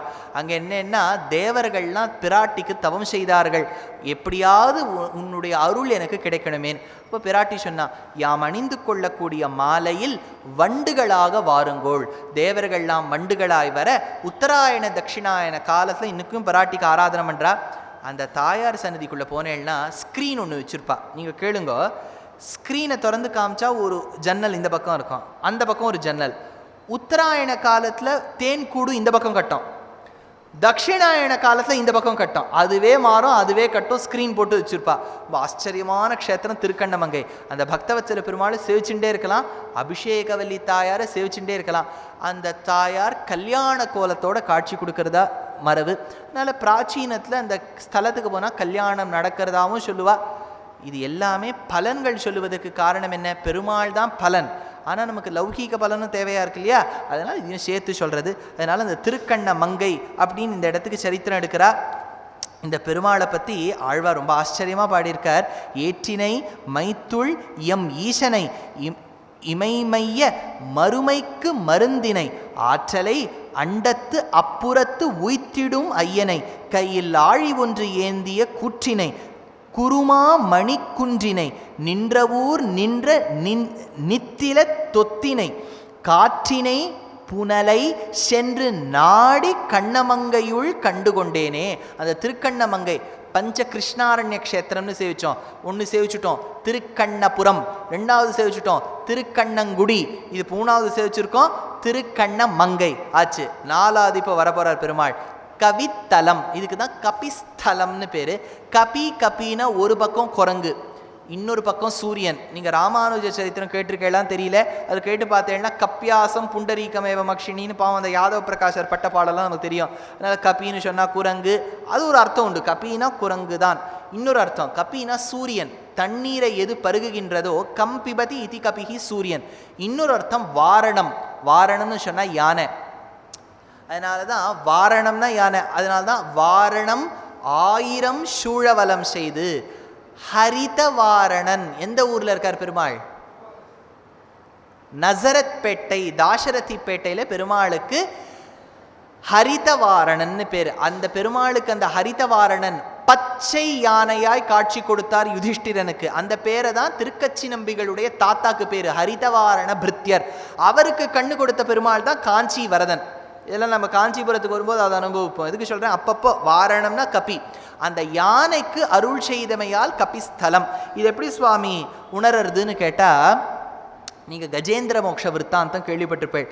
என்னன்னா, யானை ஒன்று தடாகத்தில் புகுந்து மலரை பறித்தது. எந்த தடாகம் சொல்லலை, திருக்கூட்டமலை கிட்ட ஒரு தடாகம்னுட்டா. அந்த தடாகம் எதுன்னு கேட்டால் பெரியவாச்சான் பிள்ளை சொல்றார், கபிஸ்தலத்தில் இருக்கக்கூடிய தடாகத்தில் அந்த மலரை கொய்ததாம் அந்த ஆனை. ஆனையை கொய்யும் போது ஒரு முதலையானது வந்தது, காலை பிடித்து கொண்டது. அந்த யானையும் கூக்குரலிட்டது. ஆதி மூலமே பரமே பரமே என்று சொல்ல பகவானும் கஜேந்திர ரக்ஷா துவரிதம் பவந்தம் என்று கருட வாகனத்து மேலே ஏறி வந்தார். இன்றைக்கும் அந்த கோவிலில் வருஷத்தில் ஒரு வாட்டி ஆச்சரியமாக அந்த உற்சவம் பண்ணுறா. முதல்ல மாதிரி ஒன்று பண்ணி, முதல்ல மாதிரி தான் பண்ண முடியும். முதலையெல்லாம் விட்டால் இப்போ யானை கத்தி தான், யானைக்கு முதல்ல ஸ்தோத்திரம் பண்ண தெரியுமா? முதல்ல தான் அது ஒரு 2 காலையும் பிடிச்சி கொடுத்தோன்னா யானை என்ன பண்ணோம், அந்த மாதிரி ஒரு பிம்பம் பண்ணி யானை மீது அந்த பகவான் புல் மீது ஏறி வந்து சீறி வந்து காப்பதாக கபிஸ்தலத்தில் உண்டு. ஆனால் இந்த பெருமாள் 108க்குள்ளே நுழைஞ்சதே ஒரு பெரிய விஷயம். என்னென்னா, ஆற்றங்கரை கிடக்கும் கண்ணன் அப்படின்னு தான் ஆழ்வார் பாடியிருக்கார். கபிஸ்தலம்னு அந்த இடத்த சொல்லவே இல்லை, ஆற்றங்கரை கிடக்கும் கண்ணன். சரி, இப்போ பாலாறு நம்ம ஊரில் ஓடுறது இருக்குது, அது ஓடுறது ரெண்டாவது பார்த்துப்போம் இருக்குது. ரெண்டாவது கூவம் நதி பிராச்சீனத்தில் உண்டு, இப்போ அது எப்படின்னு தெரியல. அதனால் இந்த நதிகள் ஓடுறது. இப்போ பார்த்தசாரதி கிருஷ்ணரையும் ஆற்றங்கரை கிடக்கும் கண்ணன்னு சொல்லலாமே ஒன்றும். ரங்கநாதர் இங்கே இருக்கார், அவரும் கிருஷ்ணர் தான், அவரும் காவேரி ஆத்தங்கரையில் தானே இருக்கார், அவரையும் ஆற்றங்கரை கிடக்கும் கண்ணன்னு சொல்லலாம். ஆனால் ஆழ்வார் பாடியிருக்கிறது ஆற்றங்கரை கிடக்கும் கண்ணன். ஆனால் பிள்ளை பெருமாள் ஐயங்கார் இது கபிஸ்தலம்னு சொல்லியிருக்கார். எப்படின்னு கேட்டால், இதுக்கு பெரியவாச்சான் பிள்ளை வியாக்கியானம் பண்ணுறார். திருப்பார்கடலிலே கண் வளர்ந்து ஆச்சரிய பூதனாய் அனந்தரம், அனந்தரம்னா அப்புறம், திருக்கபிஸ்தலத்திலே கண் வளர்ந்து அருளுகின்ற கிருஷ்ணர் அப்படின்னு வியாக்கியானம் பண்ணியிருக்கார். ஆற்றங்கரை கிடக்கும் கண்ணன்னா இந்த கபிஸ்தல பெருமாள். அதனால் நீங்கள் என்ன பண்ணணும், மெயின் ரோட்லேருந்து உள்ள ஒரு 5 நிமிஷம் நடந்து போகணும். நடந்து போனால் ஆச்சரியமாக பெருமாள் ரொம்ப அழகாக சேவை சாதிப்பர். கஜேந்திர வரதனாய் அன்னைக்கு ரக்ஷணம் பண்ண அந்த பெருமாள் இன்னைக்கு கபிஸ்தலத்தில் சேவை சாதிப்பர். இப்போ இந்த பெருமாளை பற்றி இது ஒரு சரித்திரம் சொல்லப்பட்டிருக்கு. கஜேந்திரனை காப்பாற்றினார். இதுக்கு திருமழிசை ஆழ்வார் பாசுரம், கூற்றமும் ஷாரா கொடுவினையும் ஷாரா தீ மாற்றமும் ஷாரா வகை அறிந்தேன் ஆற்றங்கரை கிடக்கும் கண்ணன் கடல் கிடைக்கும் மாயன் உரை கிடக்கும் உள்ளத்து எனக்கு அப்படின்னு இந்த கண்ணன் கபிஸ்தலத்தை பற்றி ஆழ்வார் பாடியிருக்கார். 29வது திருத்தலம் திருவெள்ளியங்குடி. இந்த திருவெள்ளியங்குடிக்கு பார்கவபுரி அப்படின்னு பேர்.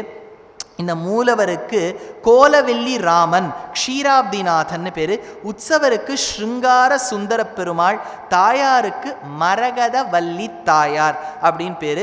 இந்த க்ஷேத்திரத்துக்கு ஆச்சரியமாக அர்த்தம் சொல்லும்போது நீங்கள் கேள்விப்பட்டிருப்பேள், பெருமாள் என்னாச்சு, சித்திரக்கூட்டம்ங்கிற இடத்துல சீதா பிராட்டியோடும் அதே சமயத்தில் லக்ஷ்மணனோடும் வசித்து வந்தார். அப்போ தான் காக்கை, யாரு, இந்திரனின் பிள்ளை காக்காவானது சீதையின் முலையை தீண்ட இவரும் அந்த புல்லை எடுத்து எரிந்தார். எரிந்து அது எல்லா இடத்துக்கும் போயிட்டு மறுபடியும் ராமர் காலில் வந்து விழுந்தது. இப்போ ஒரே ஆச்சரியமாக இருக்குது, ராமன் என்ன ஒரு திருக்கோலத்தில் இந்த வில்லேந்திய ராமன், வில்லி ராமன் இந்த என்ன கோலத்தில் இந்த புல்லை எரிந்து எல்லாவிடத்துக்கும் சென்று அழகாக காத்தான். வல்லவனுக்கு புல்லும் ஆயுதம்னு நிரூபணம் பண்ணார். அந்த வில்லேந்திய வில்லி கோல ரூபம் கொண்டு ராமனாய் காத்தார். அதனால இந்த பெருமாளுக்கு கோல வில்லி ராமன் அப்படின்னு பேரு. அதனால இந்த பெருமாள் என்ன பண்ணார், இந்த அடியவரான ரிஷி பிரார்த்திக்க அவரும் காட்சி கொடுத்தார். ரிஷி கேட்டார், அன்னைக்கு நீ அந்த காக்கையை காத்தாயாமே, ராமனாக காட்சி கொடு. பெருமாள் வில்லும் கையுமா இருக்கார், சங்கு சக்கரத்தோடு இருக்கார். ஆனால் ராமாவதாரத்தில் தான் எல்லாருக்கும் தெரியும்படி சங்கு சக்கரத்தை வச்சுக்கலையே, என்ன பண்ணுறதுன்னு யோசிச்சார்.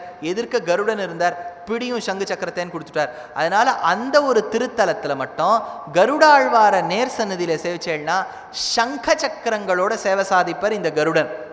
இது இந்த பெருமாளுக்கு திருவெள்ளியங்குடிக்கு இருக்கக்கூடிய பெருமை. இன்னொரு சரித்திரம் என்னன்னா, நீங்கள் மகாபலி சரித்திரம் கேள்விப்படும் போது மகாபலி சக்கரவர்த்தி இவன் கேட்ட விதத்தில் 3 அடி நிலம் கொடுக்கணும். நிலம் கொடுக்கணும்னு தாரை வாக்கணும், ஜலத்தை வாக்கணுங்கிற சமயத்தில் ஜலம் வரல. என்னன்னு பார்த்தார் பெருமாள், உள்ளுக்குள்ள குழாய் அந்த நுழைவாயிலில் சுக்கராச்சாரியன் வண்டு ரூபமாக இருக்கார். தர்பை எடுத்தார், குத்தினர், கண்ணு போயிடுத்தா. பாவம் சுக்கிரனுக்கு கண்ணு போயிடுத்து. சுக்கிரன் கண்ணை அறுத்தானே அச்சோ அச்சோன்னார் பெரியாழ்வார். கண்ணு போயிடுத்து, என்ன பண்ணுறது, அவருக்கு கண்ணு வரணும். அதனால் இந்த கோவிலுக்கு பெருமாளை ஆராதனம் பண்ணி பெற்றார். அதனால் வெள்ளி யார், சுக்கிரன் ஆராதனம் செய்ததால் வெள்ளியங்குடி அப்படின்னு சுக்கிரனுக்கு அந்த கண்ணை கொடுத்த பெருமாள் இந்த திருவெள்ளியங்குடி பெருமாள். கேட்டவாளுக்கு கேட்டதெல்லாம் கொடுக்குறார். அதாவது ராமரா காட்சி கொடுனா ராமரா காட்சி கொடுக்குறார், கண்ணை கொடுனா கண்ணை கொடுக்குறார். அதனால் கேட்டதை கொடுக்கக்கூடிய பெருமாள்னு ஒரு பேரோடு இருக்கக்கூடியவர். 108 திவ்ய தேசங்களுக்கும் போகிறது கஷ்டம்னா இந்த ஒரு க்ஷேத்திரத்தை சேவிச்சா 108க்கும் போன பலன் உண்டுன்னு சொல்கிறா. நல்லா இருக்கே சுவாமி, இதை முதல் நாளே சொல்லியிருந்தா முதல் நாளே உபன்யாசம் ஆகிட்டு இருக்கோம் இல்லையா. திருவெள்ளியங்குடி போனால் 108 சேவிச்சுடலாம் அப்படின்னா அடுத்த நாள் வர வேண்டாம். நான் சாமர்த்தியமாக இருந்தேன்னு வச்சுங்கோ, கடைசி நாள் கடைசி திவ்ய தேசமாக இதை வச்சுன்னு இருக்கணும். இன்றைக்கி உளறிட்டேன், 108க்கும் போன பலன். அதுக்காக போகாமல் விட்டுறாதீங்க பாக்கி கோவிலுக்கு. இந்த பெருமாளை சேவிச்சா அவ்வளோ பலன் தான், அவ்வளோ அழகாக சேவை சாதிக்கிறாருன்னு அர்த்தம். அப்பேற்பட்ட ஊர். இன்னொரு விஷயம் என்ன சொல்கிறாருன்னா, இந்த திருவெள்ளியங்குடியை பற்றி மயன் அப்படிங்கிற அசுரத்தச்சன் ஆர்கிடெக்ட். தேவாளுக்கு விஸ்வகர்மா, அசுராளுக்கு மயன், மயனுக்கு விஸ்வகர்மாவை விட உயர்ந்த இடத்துல இருக்கணும்னு ஆசையாம். அதனால் இந்த பெருமாளை ஆராதனம் பண்ணி அந்த பேரை பெற்றான் அப்படின்னு சரித்திரம். திருமங்கை ஆழ்வார் பாடியிருக்கார், ஒல்லிய கருமம் செய்வன் என்று உணர்ந்து மாவலி வேள்வியில் புக்கு தெள்ளிய குரலாய் மூவடி கொண்டு தீக்குற வளர்ந்தவன் கோயில், திக்குற வளர்ந்தவன் கோயில் அல்லி அம்பொழில்வாய் இருந்து வாழ்குயில்கள் அரி அரி என்று அவை அழைப்ப. இங்க இருக்கக்கூடிய பட்சிகள்லாம் அரி அரின்னு கேட்கறதான். திருப்பாவையில கேட்ட மாதிரி இருக்கா, அரி என்ற பேரரவம் கேட்டிலையோ. ஹரி அரின்னு சொல்றதே அது கூப்பிடுறது தெரியலையா. சில பட்சிகள் கிருஷ்ணா கிருஷ்ணான்னு சொல்லுமா, அது எது? ஆனை சாத்தன்னு பட்சி கேள்விப்பட்டிருக்கா? இந்த ஆனை சாத்தன் கிருஷ்ணா கிருஷ்ணான்னு சொல்லுமா. கிருஷ்ணா கிருஷ்ணான்னு எப்படி நம்ம சொல்லுவோம், கிச்சு கிச்சும்போம். அது கிச்சு கிச்சுன்னு கத்துறது தான் ஆண்டாள் கீசு கீசு என்றெங்கும் ஆனை சாத்தன்கிறா. இந்த பட்சிகள் அரி அரி என்று அவை அழைப்ப வெள்ளியர் வணங்க விரைந்து அருள் செய்வான் திருவெள்ளியங்குடி அதுவே. அப்பேற்பட்ட திருவெள்ளியங்குடி திவ்யதேசத்தை சேவித்தோம். 30வது திவ்யதேசம் இன்னும் நமக்கு இன்னும் 5 இருக்குது, 6 இருக்குது இதோட சேர்த்து முடிக்கணும்னா. அதனால் 30வது திவ்யதேசம் மணி மாட கோயில். இங்கே இருக்கக்கூடிய பெருமாளுக்கு நரநாராயண ஸ்வரூபமாய் நந்தாவிளக்கு பெருமாள்னு பேர். தாயாருக்கு புண்டரீகவல்லி தாயார் அப்படின்னு பேர். இந்த திவ்யதேசத்துக்கு ஒரு தனி சிறப்புண்டு. என்ன சிறப்புன்னு கேட்டேன்னா, திருநாங்கூரில் இருக்கக்கூடிய 10 திவ்யதேசத்து பெருமாளும் இந்த கோவில் 11வது திவ்யதேசத்துக்கு திருநாங்கூர் கருட சேவைன்னு சேவை சாதிப்பா. என்னன்னா, திருமங்கை ஆழ்வார் ஆச்சரியமாக வருவர், திருநகரிலேருந்து அவர் கிளம்பி வருவர், மணவாள மாமுனிகள் வருவர். அடுத்தது 11 திவ்யதேசத்து பெருமாளை நிற்பா. ஒரு திவ்யதேசத்து பெருமாளை லைனில் திருமங்கை ஆழ்வார் பாசுரம் பாடுவார். வாங்கினுட்டு மரியாதையோட அவர் கிளம்பி போவார், கிளம்பி போய் நிற்பர். அடுத்த பெருமாள் வருவர், திருமங்கை ஆழ்வார் பாடுவார், வாங்கிட்டு போய் நிற்பர்.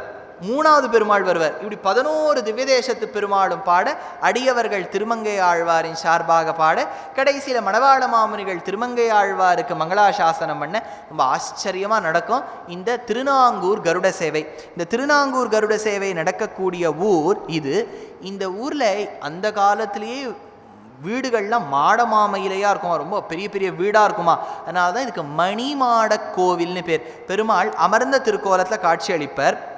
என்னாச்சுன்னா, சிவபெருமானுக்கு பிரம்மஹத்தி தோஷம் தீரணுங்கிறதுக்காக, ஏன்னா பிரம்மாவின் அந்த கபாலத்தை கிள்ளி எழுந்தபடியால் பிரம்மஹத்தி தோஷம் தீரணுங்கிறதுக்காக சிவபெருமானும் பார்வதியும் கோகர்ணம் அப்படின்னு ஒரு க்ஷேத்திரம் கர்நாடகத்தில் இருக்குது, அங்கே போய் தியானம் பண்ணி இங்கே பெருமாளை தியானம் பண்ணி 11 ருத்ரர்கள், சிவபெருமான் ஏகாதச ருத்ரர்களாக சேவை சாதிப்பார். 11 ருத்ரமூர்த்தியா, 11 ருத்ரமூர்த்திக்கும் பிரம்மஹத்தி பிடிக்க, அதனால பெருமாள் திருநாங்கூருங்கிற இந்த க்ஷேத்திரத்தை சுற்றி 11 நாராயணர்களாய் 11 திவ்யதேசத்தில் காட்சி கொடுத்து 11 ருத்ரர்கள் ஏகாதச ருத்ரர்களுக்கும் பாபத்தை போக்கினான் அப்படிங்கிற மரபில் இருக்கு.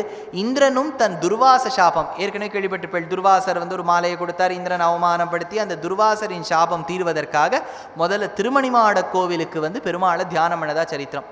அடியேன் இந்த பெருமாளை சேவிக்கும் போது என்னாச்சு, காத்தால ஒரு 8:45 போய் சேர்ந்தோம். 8:45 போய் சேரும்போது ஒரு வியப்பான ஒரு விஷயம், சூரியனின் கிரணங்கள் நேர பெருமாளுடைய சங்கத்தில் பட்டுது. அப்படியே உள்ள நுழையவே முடியல, அப்படியே பளிச்சுன்னு இருக்கு. பெருமாள் தெரியவரா மாட்டாரான்னு பார்த்தா அந்த சூரிய வெளிச்சம் அழகாக அவருடைய சங்கத்தில் பட்டுது. நீங்கள் போகிற வேளை 8:45 இருந்தால் பார்த்துட்டு வாங்கோ, நான் சொன்னது இன்னும் நடக்கிறதான். ஏன்னா முன்னாடி ஏதாவது பில்டிங் வந்துருத்துன்னு வச்சுக்கோ, அப்போ ஒன்றும் பண்ண முடியாது. அடியேன் பார்த்தபோது இல்லை. அப்போ அந்த வெளிச்சம் அழகாக பெருமாளுடைய சங்கத்தில் கர்ப்பகிரகத்துக்குள்ளே பெருமாளுடைய சங்கத்தில் மூலமூர்த்தியில் பட்டு ரொம்ப ஆச்சரியமாக காலங்காலத்தால் 8:45 தெரிஞ்சார். போய் பாருங்க, ரொம்ப ஆச்சரியமாக இருக்கும். இதெல்லாம் இன்னும் ஒரு பெரிய ஆர்கிடெக்சரல் மார்வல் தானே. இப்போல்லாம் நம்ம ஒரு வீடு கட்டணும்னா ஆர்கிடெக்டை கூப்பிட்டு நேச்சுரல் லைட் வரணும்னு சொல்கிறோம். நேச்சுரல் லைட் கரெக்டாக இந்த இடத்துல வரா மாதிரி பண்ணணும்னா அந்த காலத்தில் எவ்வளோ பெரிய ஆர்கிடெக்சர் இருந்திருக்கணும். அப்பேற்பட்ட மணிமாட கோவில் இது 30வது திவ்யதேசம். ஆழ்வார் இதை அனுபவிக்கும் போது முதலை தனிமா முரண்தீர அன்று முது நீர் தடத்து செங்கண் வேழம் உய்ய விதலை தலை சென்று அதற்கே உதவி வினை தீர்த்த அம்மானிடம் விண்ணவரும் பதலை கபோதத்து ஒலி மாட நெற்றி பவளக் கழுங்கால் பைங்கால் புறவம் மதலை தலை மேல் பேடை கூடு நாங்கூர் மணிமாட கோயில் வணங்கு என் மன்னே. மணிமாட கோவில் இருக்கக்கூடிய பெருமாளை சேவிக்க மாட்டியா? அன்னைக்கு வாரணத்துக்கு அருள் செய்த கஜேந்திர வரதன் நம்மையும் ரட்சிப்பதற்காக இன்று உள்ளான். இது 30வது திவ்யதேசத்து பெருமாள். 31 இப்போ இனிமே வரக்கூடியதெல்லாம் கிட்டத்தட்ட திருநாங்கூர் திவ்யதேசமாகவே வரும். ஏன்னா சீர்காழியிலேயே இவ்வளோ திவ்யதேசம். நம்ம தொண்டை நாடு அனுபவிப்போம் பாருங்க. அப்போ என்ன ஆகிடும்னா நம்ம காஞ்சிபுரத்திலேயே ஒரு 14 திவ்யதேசம் வேணா, ஒன்று திருப்புட்குழின்னு தள்ளி இருக்கு, பாக்கி எல்லாம் காஞ்சிபுரத்திலே வந்துடும். இப்போ பாண்டிய நாடு அனுபவிக்கும் போது நவத்திருப்பதிகள்னு வரும். தாமிரபரணி ஆத்துக்கு இந்த கரைக்கு ஒரு பெருமாள், அந்த கரைக்கு ஒரு பெருமாள், இந்த கரைக்கு ஒரு பெருமாள், அந்த கரைக்கு ஒரு பெருமாள், தாண்டி தாண்டி தாண்டி வரும். ரெட்ட திருப்பதின்னு ஒன்று வரும், ஆச்சரியமாக வரும். அதெல்லாம் பாண்டிய நாடு வரும்போது அனுபவிப்போம். இப்போ 31வது திவ்யதேசம் வைகுந்த விண்ணகரம். ஒரு விண்ணகரமாக யோசிச்சுன்னு வாங்க. விண்ணகரம் எப்போ ரங்கநாதரை சொல்கிறேன்னு யாரெல்லாம் படுத்துட்டு இருக்க பெருமாளுன்னு நினைக்கணும். காவேரியை பற்றி சொல்லும் போதெல்லாம் எந்தெந்த இடத்துல காவேரி பிரார்த்தித்தாள்னு நினைக்கணும். கபாலத்து பிடித்த கபாலியான சிவபெருமான், ஏன்னா கபாலி என்பவருக்கு தான் இப்போ மவுஸ் ஜாஸ்தி இல்லையா, அதுதானே இப்போ எல்லா இடத்துலையும் ஓடுறது. அந்த கபாலிக்கு மோச்சனம், சாப விமோச்சனம் கொடுத்த பெருமாள் எந்தெந்த ஊர் அதெல்லாம் ஞாபகம் வச்சுன்னு வரணும். எந்த ஊரில் பெருமாள் திருநாங்கூர் திவ்யதேசங்கள்லாம் சொன்னாரே அது என்ன ஞாபகம் வச்சுக்க வரணும். எந்த ஊரில் சூரியன் தியானித்த ஊர், பாஸ்கர க்ஷேத்திரம் எது? திருக்குடந்தை. சந்திர க்ஷேத்திரம் இந்து க்ஷேத்திரம் எது? திரு இந்தளூர். எந்த திவ்யதேசத்தில் பெருமாள் சயன கோலத்தை சங்கு சக்கரத்தோட காட்சி கொடுக்குறார்? பரிமள ரங்கநாதன் திரு இந்தளூர். எந்த திவ்யதேசத்தில் பெருமாள் அப்பத்தை விரும்புவார்? அப்ப கூடத்தான். எந்த திவ்யதேசத்தில் பெருமாள் மரக்கால் மேலே படுத்துட்டு இருக்கார்? ஆதனூர் ஆண்டளக்கும் ஐயன் ஆச்சு. எந்த ஊரில் பெருமாள், எந்தெந்த திவ்யதேசத்தில் பெருமாள் ஜட்டாயுவுக்கு அந்திம சம்ஸ்காரம் பண்ணி வச்சார்? திருப்புள்ளம்பூதங்குடி, திருப்புட்குழி. ஞாபகம் இருக்கா? விண்ணகரம், விண்ணகரம் அரியமேய விண்ணகரம், அதே மாதிரி நந்திபுர விண்ணகரம், அதே மாதிரி இப்போ வைகுந்த விண்ணகரம், அப்புறம் இன்னொரு விண்ணகரம் காழிச்சீராம விண்ணகரம். இந்த விண்ணகரத்தில் ஞாபகம் வச்சுடுவாங்க. சுவாமி ஏறக்குறைய எங்களை மறக்கவே விடமாட்டேங்கிறீரே நீர், ஏதோ மறந்து போகலான்னு நினச்சா இத்தை ஞாபகப்படுத்தி அத்தை ஞாபகப்படுத்தி அப்படி சொன்னால்தானே நமக்கு 6 நாள் சொன்ன ஒரு பலனாவது கிடைக்கும். மறந்து போகணுங்கிறதுக்காகவா சொல்கிறோம்? மறந்து போகணும் நானும் நினைக்கல, மறந்து போகணும் நீங்களும் நினைக்கல, அதுக்கு தான் ஒரு முயற்சி. அதனால் இப்போ 31வது திவ்யதேசம் வைகுந்த விண்ணகரம்னு பேர். பெருமாளுக்கு வைகுண்டநாத பெருமாள்னு பேர், தாயாருக்கு வைகுண்டவல்லி தாயார் அப்படின்னு பேர். ஸ்வேதகேது என்பவன் தமயந்தின்னு ஒரு பெண்ணை கல்யாணம் பண்ணிட்டான். இது நள தமயந்தி அல்ல, இது வேற தமயந்தி. தாரையிலேயே 2-3 தாரை, சீதாலேயே 2-3 சீதா, உஷாலேயே 2 உஷா, ஜானகி சீதாலேயே 2 சீதா, சோமன்லேயே 2 சோமன், தக்ஷன்லேயே 3 தக்ஷன். அந்த மாதிரி இந்த இடத்துல தமயந்தின்னு ஒரு பெண்ணு ஸ்வேதகேதுவை கல்யாணம் பண்ணிக்கிறா. அவளுக்கு வைகுண்டத்துக்கு போகணும்னு ஆசை. பாருங்க, தம்பதியினராக இருந்து வைகுண்டத்துக்கு போகணும், எவ்வளோ லைக் மைண்டடாக இருந்திருக்கா. சரி, வைகுண்டத்துக்கு போகணும்னு நினச்சி தம்பதியினர் தியானம் பண்ணா. வெகு காலம் தியானம் பண்ணியும் வைகுண்டத்துக்கு போகிறாப்பில் தெரியல, பெருமாளும் பிரத்யட்சமாகலை. அப்போ நாரதர் வந்தார். நாரதரை பார்த்து கேட்டார் ஸ்வேதகேது, ஏன் இவ்வளவு தவம் செய்தும் வைகுண்டம் போக முடியல? ஒன்றுமே இல்லை, நீ இருந்தபோது யாருக்குமே கைங்கரியம் பண்ணலை, யாருக்காவது கைங்கரியம் பண்ண ஆரம்பினார். கைங்கரியம் பண்ண ஆரம்பித்த உடனே அப்படி கைங்கரியத்தில் ஈடுபட்டு பக்தியில் ஈடுபட்டு சரணாகதி செய்து அப்புறம் பெருமாளை தியானம் பண்ண, பெருமாளும் இவ்விடத்தில் நான் உனக்கு பரமபதநாதனாய் வைகுண்டத்தில் எப்படி இருக்கேனோ காட்சி கொடுக்குறேன்னு சொல்லி ஒரு காலை மடித்து ஒரு காலை நீட்டின காலோடு பகவான் இங்கு காட்சி கொடுத்தார். அதனால இந்த ஊருக்கு வைகுந்த விண்ணகரம்னு பேரு. வைகுண்டநாதனாய் காட்சி கொடுத்தபடியால் ஆழ்வார் பாடியிருக்கார், திண்ணியதோர் அறிவுருவாய் திசையனைத்தும் நடுங்க தேவரோடும் தானவர்கள் திசைப்ப இரணியனை நன்னி அவன் மார்பு அகலத்து உகிர்மடுத்து நாதன் நாடோறும் மகிழ்ந்து இனிது மருவி உரைய கோவில் எண்ணில் மிகு பெரும் செல்வத்து எழில் விளங்கு மறை ஏழிசையும் கேள்விகளும் இயன்ற பெருங்குணத்தோர் மண்ணில் மிகுமறையவர் மறையவர்கள் வலிவு எய்து நாங்கூர் வைகுந்த விண்ணகரம் வணங்கு மடநெஞ்சே அப்படின்னு வைகுந்த விண்ணகரத்துக்கு ஆழ்வார் ஆச்சரியமாக பாடியிருக்கார். 31வது திவ்யதேசம். இந்த திவ்யதேசத்துக்கெல்லாம் எப்படி போகிறதுன்னு கவலையே படாதீங்க. போகணும்னு சங்கல்பம் எடுத்துட்டா பெருமாள் வழி கொடுப்பார். ஒன்று. ரெண்டாவது, இதெல்லாம் ரொம்ப கஷ்டமான இடங்கள் கிடையாது. எதுக்கு நான் லாஜிஸ்டிக்ஸ் வைஸ் சொல்கிறேன். நமக்கு போகக்கூடாதுன்னு பிராப்தம் இருந்தால் ஒன்றும் பண்ண முடியாது. போகணும்னு இருந்தால் ரொம்ப சுலபம். ஏன்னா நீங்கள் சீர்காழிக்கு போயிட்டேன்னாலே சுலபமாக அந்த ஊர் ஆட்டோக்காரர்கிட்ட போங்க, என்ன சுவாமி 108 போய் சேவிக்கணுமா, டக்குன்னு அவரே அந்தந்த ஊர் பெருமாளை சேவிச்சு வச்சுருவார். அதனால் அவளுக்கெல்லாம் ஒரு கவலையில். காஞ்சிபுரத்துக்கு போனேடா, இதுதான் சுவாமி அஷ்டபுஜகர பெருமாள், இதுதான் திருத்தங்கா, இங்கே தான் தேசிகர் சன்னதி இருக்குது. அவருக்கு தெரியும் தேசிகர் சன்னதி எங்கே இருக்குன்னு. ஆச்சரியன்னா அவளுக்கு அவள் பிஸ்னஸாக வச்சுனாலும் பெருமாள் அவள் நாக்கில் வர வச்சாரே, அந்த பெருமையை நம்ம சொல்ல வேண்டாமா? அதனால் நீங்கள் சீர்காழிக்கு போனேன்னா டக்குன்னு அனுபவிச்சுடலாம். அதனால் 32வது கோவில் அடுத்த இந்த வர சாட்டர்டே சண்டே நீங்கள் பிளான் பண்ணால் கூட வந்துட முடியும். பிளான் பண்ணணும்னு நினச்சா டக்குன்னு பண்ணுங்க. இந்த ஹிந்தியில் ஒன்று சொல்லுவா, கால் கரே சோ ஆஜ் கர், ஆஜ் கரே சோ அப். எதை நீ நாளைக்கு பண்ணணும்னு நினச்சியோ அதை இன்றைக்கி பண்ணு, எதை இன்றைக்கி பண்ணணும்னு நினச்சியோ இப்போவே பண்ணிவிடும். ஆனால் இது ஒரு பெரிய கஷ்டம். நீங்கள் சீர்காழிக்கு போகணும்னு நினச்சா இன்னொரு 4 நாளைக்கு போகாதீங்க, ஏன்னா அது முடிச்சுட்டும். அப்புறம் நீங்கள் மெதுவாக போயிட்டாங்க. இது நீங்கள் கால் கரே சோ ஆஜ் கர்னா நீங்கள் இன்றைக்கி என்ன ப்ரோக்ராம் இருக்கா? அந்த ஆமாம், அந்த டான்ஸ் ப்ரோக்ராம். ஆமாம், நீங்கள் சாட்டர்டே ராத்திரி ஒரு 10 மணிக்கு கிளம்பி போங்க, அதோட ஆகிடும் அது. அதனால் 32வது திவ்யதேசம் அரியமேய விண்ணகரம். இப்போ பாருங்கள், இன்றைக்கி விண்ணகர கணக்கில் உங்களுக்கு ஒரு ஸ்டாப்பிங்கே கிடையாது. இப்போ அடுத்தது அரியமேய விண்ணகரம். இதுவும் திருநாங்கூர். எதெல்லாம் திருநாங்கூர் பெருமாளோ எல்லாரும் கருட சேவைக்கு வருவா. நீங்கள் இப்போது தனித்தனி கோவிலுக்கு கருட சேவை வச்சா நம்ம கஷ்டமாயிடும். ஒரே கருட சேவையில் எல்லாரையும் சுவிச்சுடலாம் பாருங்க. இது எப்படின்னா, ஆழ்வாரை தேடி வர ஷாக்கில் நம்மளும் தேடி போயிட்டோம்னு வச்சுக்கோங்க, நம்மளும் தேடி வந்தாப்புல ஆகிடும் பெருமாள். அதனால் அப்பேற்பட்ட அரியமேய விண்ணகரம். இங்கே பெருமாளுக்கு குடமாடும் கூத்தன் அப்படின்னு பேரு. குடம் ஆடும் கூத்தன்.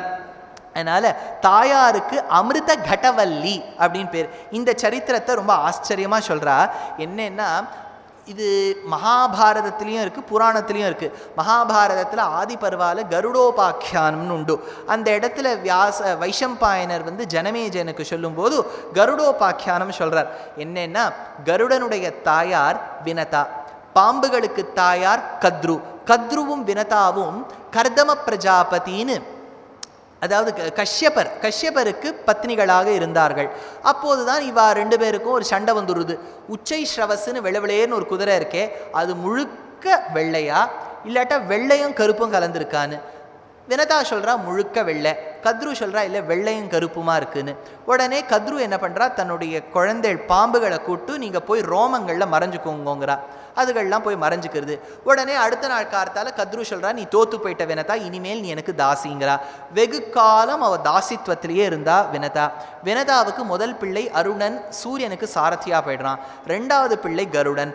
கருடனுக்கு அம்மாவின் நிலை தாங்க முடியாமல் அம்மாவை தாசித்வத்திலிருந்து விடுவிக்க வேண்டும் என்பதற்காக பாம்புகளை அணுக, பாம்புகள் கத்ருவை காட்ட, கத்ரு ஆனவள் அமிர்த கலசம் வேணும்னு கேட்க, கருடனானவனும் தாயின் ஆசியை கொண்டு நேர தேவலோகம் செல்ல, இந்திரனுடன் போரிட அந்த அமிர்த கலசத்தை எடுத்துக்கொண்டு வர தர்பைங்கிற புல்லு மேலே வச்சுட்டு பாம்புகளை குளிச்சுட்டு வாங்கோன்னு சொல்கிறார். அதுக்குள்ளே மாயாவின்னு ஒரு அசுரன் என்ன பண்ணுறான், இந்த அமிர்த கலச பாத்திரத்தை எடுத்துன்னு போகணும்னு ததும்ப எடுத்துன்னு போகிறான். அப்போ எடுத்துன்னு போகும்போது இந்த ஊர் பெருமாள் அரிய மேய விண்ணகர பெருமாள் ஒரு அம்பு அடித்து அந்த குடத்தை தன் பக்கம் ஈர்த்து அந்த குடமானது உடைந்து விட அந்த குடத்திலிருந்து அமிர்தம் இந்த தீர்த்தத்தில் வர, அமிர்த தீர்த்தத்தில் வர அந்த உடைந்த குடத்தை வச்சு கூத்தாடினாராம் பெருமாள். அதனால குடம் ஆடும் கூத்தன் அப்படின்னு பெருமாளுக்கு குடமாடும் கூத்தன்னு பேர் இருந்தது ஆச்சு. இந்த பாம்புகள் வந்துதா, ததும்பும் போது 2 துளி அமிர்தம் தர்பையில் விழுந்ததா, பாம்புகளுக்கு ஆசை, நக்கலாமேன்னு நக்கித்தான். தன்னுடைய நாக்கால் கூர்மையோடு கூடிய தர்பையை நக்கும் போது நாக்கு 2ஆ பிரிஞ்சு ரெட்ட நாக்காயிடுதான் பாம்புக்கு அப்படின்னு சொல்றா. அப்பேற்பட்ட குடமாடும் கூத்தன். அடுத்தது உத்தங்க முனிவருக்கு காட்சி கொடுத்ததாக இன்னொரு புராணம் சொல்றது. அப்பேற்பட்ட பெருமாள் அரிய மேய விண்ணகரம், ஹரி அமரக்கூடிய ஊர், மேயும் விண்ணகரம். ஹரிங்கிறத அரி, தமிழில் ஹ கிடையாது, பிராச்சீன சம்ஸ்கிருத தமிழில் ஹங்கிறது இம்போர்ட் பண்ண ஒரு லெட்டர் தான். அதனால அரிய மேய விண்ணகரம், ஹரி அமரக்கூடிய விண்ணகரம். அதனால திருமடந்தை மண்மடந்தை இருவாலும் திகழ தீவினைகள் போய் அகல அடியவர்கென்றும் அருள் நடந்து இவ்வேழுகத்தவர் பணிய வானோர் அமர்ந்து ஏத்த இருந்த இடம் பெரும் புகழ் வேதியர் வாழ தரும இடங்கள் மலர்கள் மிக கைதைகள் செங்கழு நீர் தாமரைகள் தடங்கள் தோறும் இடங்கள் தோறும் திகழ அரு இடங்கள் பொழில் கழுவி எழில் திகழும் நாங்கூர் அரியமேய விண்ணகரம் வணங்கும் மடநெஞ்சமே. இந்த அரியமேய விண்ணகரத்தை கைகூப்பி சேவிக்க மாட்டியான்னு திருமங்கையாழ்வார் பிரார்த்தனை பண்றார்.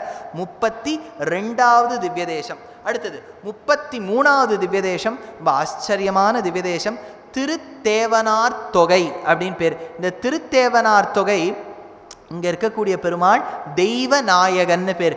தெய்வநாயகன் இங்கே பிரார்த்தனை பண்ணணும்னா வானமாமலைக்கு போனாலும் தேவநாயகன் தான் பேர். தேவநாதன் தேவநாயகன்னு சொன்னால் திருவகீந்திரபுரத்தில் இருக்கக்கூடிய பெருமாளுக்கு பேர். தேவராஜன் தேவாதிராஜன்னா காஞ்சிபுரத்து பெருமாளுக்கும் பேர். இந்த ஊர்லேயும் பெருமாளுக்கு தெய்வநாயகன்னு பேர். தாயாருக்கு கடல் மகள் நாச்சியார் அப்படின்னு பேர். எதுக்கு தேவனார் தொகை அப்படின்னு சொன்னால், தொகைனா கூட்டம் கூட்டமாக தேவர்கள் வந்து பார்த்தார்கள். தேவர்கள் எதுக்கு கூட்டம் கூட்டமாக வந்து பார்க்கணும்? துர்வாச முனிவர் சாபமிட இந்திரனானவன் போய் பிரார்த்திக்க பெருமாளும் பார்க்கடலை கடைய வேண்டும் என்று சொல்ல மந்திரமலையை மத்தாக வைத்து வாசுகி என்கின்ற பாம்பை நாணாக வைத்து கடைந்த போது உச்சை ஸ்ரவசு காமதேனு சிந்தாமணி இதெல்லாம் வர அமுதிலும் அமுதாய் பெண்ணுமுதாய் லக்ஷ்மியும் க்ஷீர சமுத்திர ராஜ தனயாம் ஸ்ரீரங்க தாமீஸ்வரின்னு ஸ்ரீ மகாலட்சுமி அந்த அமர்ந்த கோலத்தில் ஒரு புஷ்பத்தில் ஏறி அந்த க்ஷீரோ சம்பவா க்ஷமாம் என்று வர அப்பேற்பட்ட பிராட்டி பெருமாளை மணந்து கொண்டாள். இந்த பெருமாளும் பிராட்டியும் சேரக்கூடிய கோலத்தை பார்த்த தேவர்கள் கூட்டம் கூட்டமாக இருந்தாளாம். எவ்வளவு அழகா சேர்றாளேன். அவ சேர்ந்த இடம் எது? திருத்தேவனார் தொகை. அதாவது தொகை கூட்டம் கூட்டமாக வந்து தேவர்கள் திருவாகிய பிராட்டியையும் தேவனாக இருக்கக்கூடிய பெருமாளையும் சேர்ந்த கோலத்தில் காட்சி கொடுத்ததால் திருத்தேவனார் தொகை அப்படின்னு பேரு. இந்த பெருமாளை பற்றி ஆச்சரியமாக ஒரு பாசுரம் பாடியிருக்கார் ஆழ்வார். கும்பமிரு மதையானை பாகனோடும் குலைந்து விழ கொம்பதனை பறித்து எரிந்த கூத்தன் அமர்ந்து உறையும் இடம் வம்பு அமிழும் செண்பகத்தின் மணம் கமழும் நாங்கை தன்னுள் செம்பொன் மதில் பொழில் புடைசூழ் திருத்தேவனார் தொகையே அப்படின்னு இந்த இடத்து பெருமாளை பாடுறார். அடுத்தது 34வது திவ்யதேசம். இதுவும் திருநாங்கூர் திவ்யதேசம். திருநாங்கூர் திவ்யதேசம்ங்கிறது ஒரு கூட்டம். திருநாங்கூரில் அந்த 11 பெருமாள். நவத்திருப்பதின்னு சொன்னால் அந்த 9 திருப்பதிகள் சொல்லப்பட்டிருக்கு. இந்த நவன் வந்தாலே பல பேர் சொல்லுவா, சுவாமி நவன் வந்துவிட்டாலே நாங்கள் வந்து மனசில் வச்சுப்போம், கிரகங்கள்னு வச்சுப்போம். அதுக்கேற்ற மாதிரி இப்போ சொல்கிறான், இந்த கோவிலுக்கு போனால் இந்த கிரகம் அப்படின்னு புராணத்தில் இல்லை. நவகிரகங்களுக்கும் நாயகனாக இருக்கக்கூடியவன் பெருமாள். நாச்சியார் கோவிலை பற்றி சொன்னேன் இல்லையா? நாச்சியார் கோவிலை சேவிக்கும் போது ஒரு வியப்பான விஷயம் பாருங்க. சக்கரத்தாழ்வார் சன்னதி இருக்கும். சக்கரத்தாழ்வார் ஒரு இடத்துல ஒரு விதமாக இருப்பார், பல இடங்களில் ஒரே மாதிரி இருப்பார், பல இடங்களில் வித்தியாசத்தோடு இருப்பார். இந்த சக்கரத்தாழ்வாருக்கு என்ன பெருமைன்னா, அங்க மூலவர் சக்கரத்தாழ்வார் மத்தியில தெரிவர், மேல 10 அவதாரங்களும் அந்த மூலவருக்கு மேல இருக்கும், வடிச்சிருப்பா. அந்த உற்சவர் திவ்யமங்கல விக்கிரகத்திலே மூலவர்லயே உண்டு. கீழே நவக்கிரகங்களும் இருக்கும். அதனால இந்த நவக்கிரகங்களும் சக்கரத்தாழ்வாருக்கு அடங்கியவைன்னு தெரியும். அதனால கூட்டமாக சொல்லும்போது திருநாங்கூர் திவ்யதேசம்னு சொன்னா இது ஒரு திவ்யதேசம். திருவண் புருடோத்தமம்னு பேரு. இது புருஷோத்தம பெருமாள்னு பேரு. புருடோத்தமம் தமிழ்ல புருடோத்ஷா கிடையாது. ஆனால் நம்ம சம்ஸ்கிருதத்தை சொல்லும்போது புருஷோத்தமன்னு சொல்றோம். பிராட்டிக்கு அதாவது தாயாருக்கு புருஷோத்தம நாயகி, புருஷோத்தம வல்லின்னு பேரு.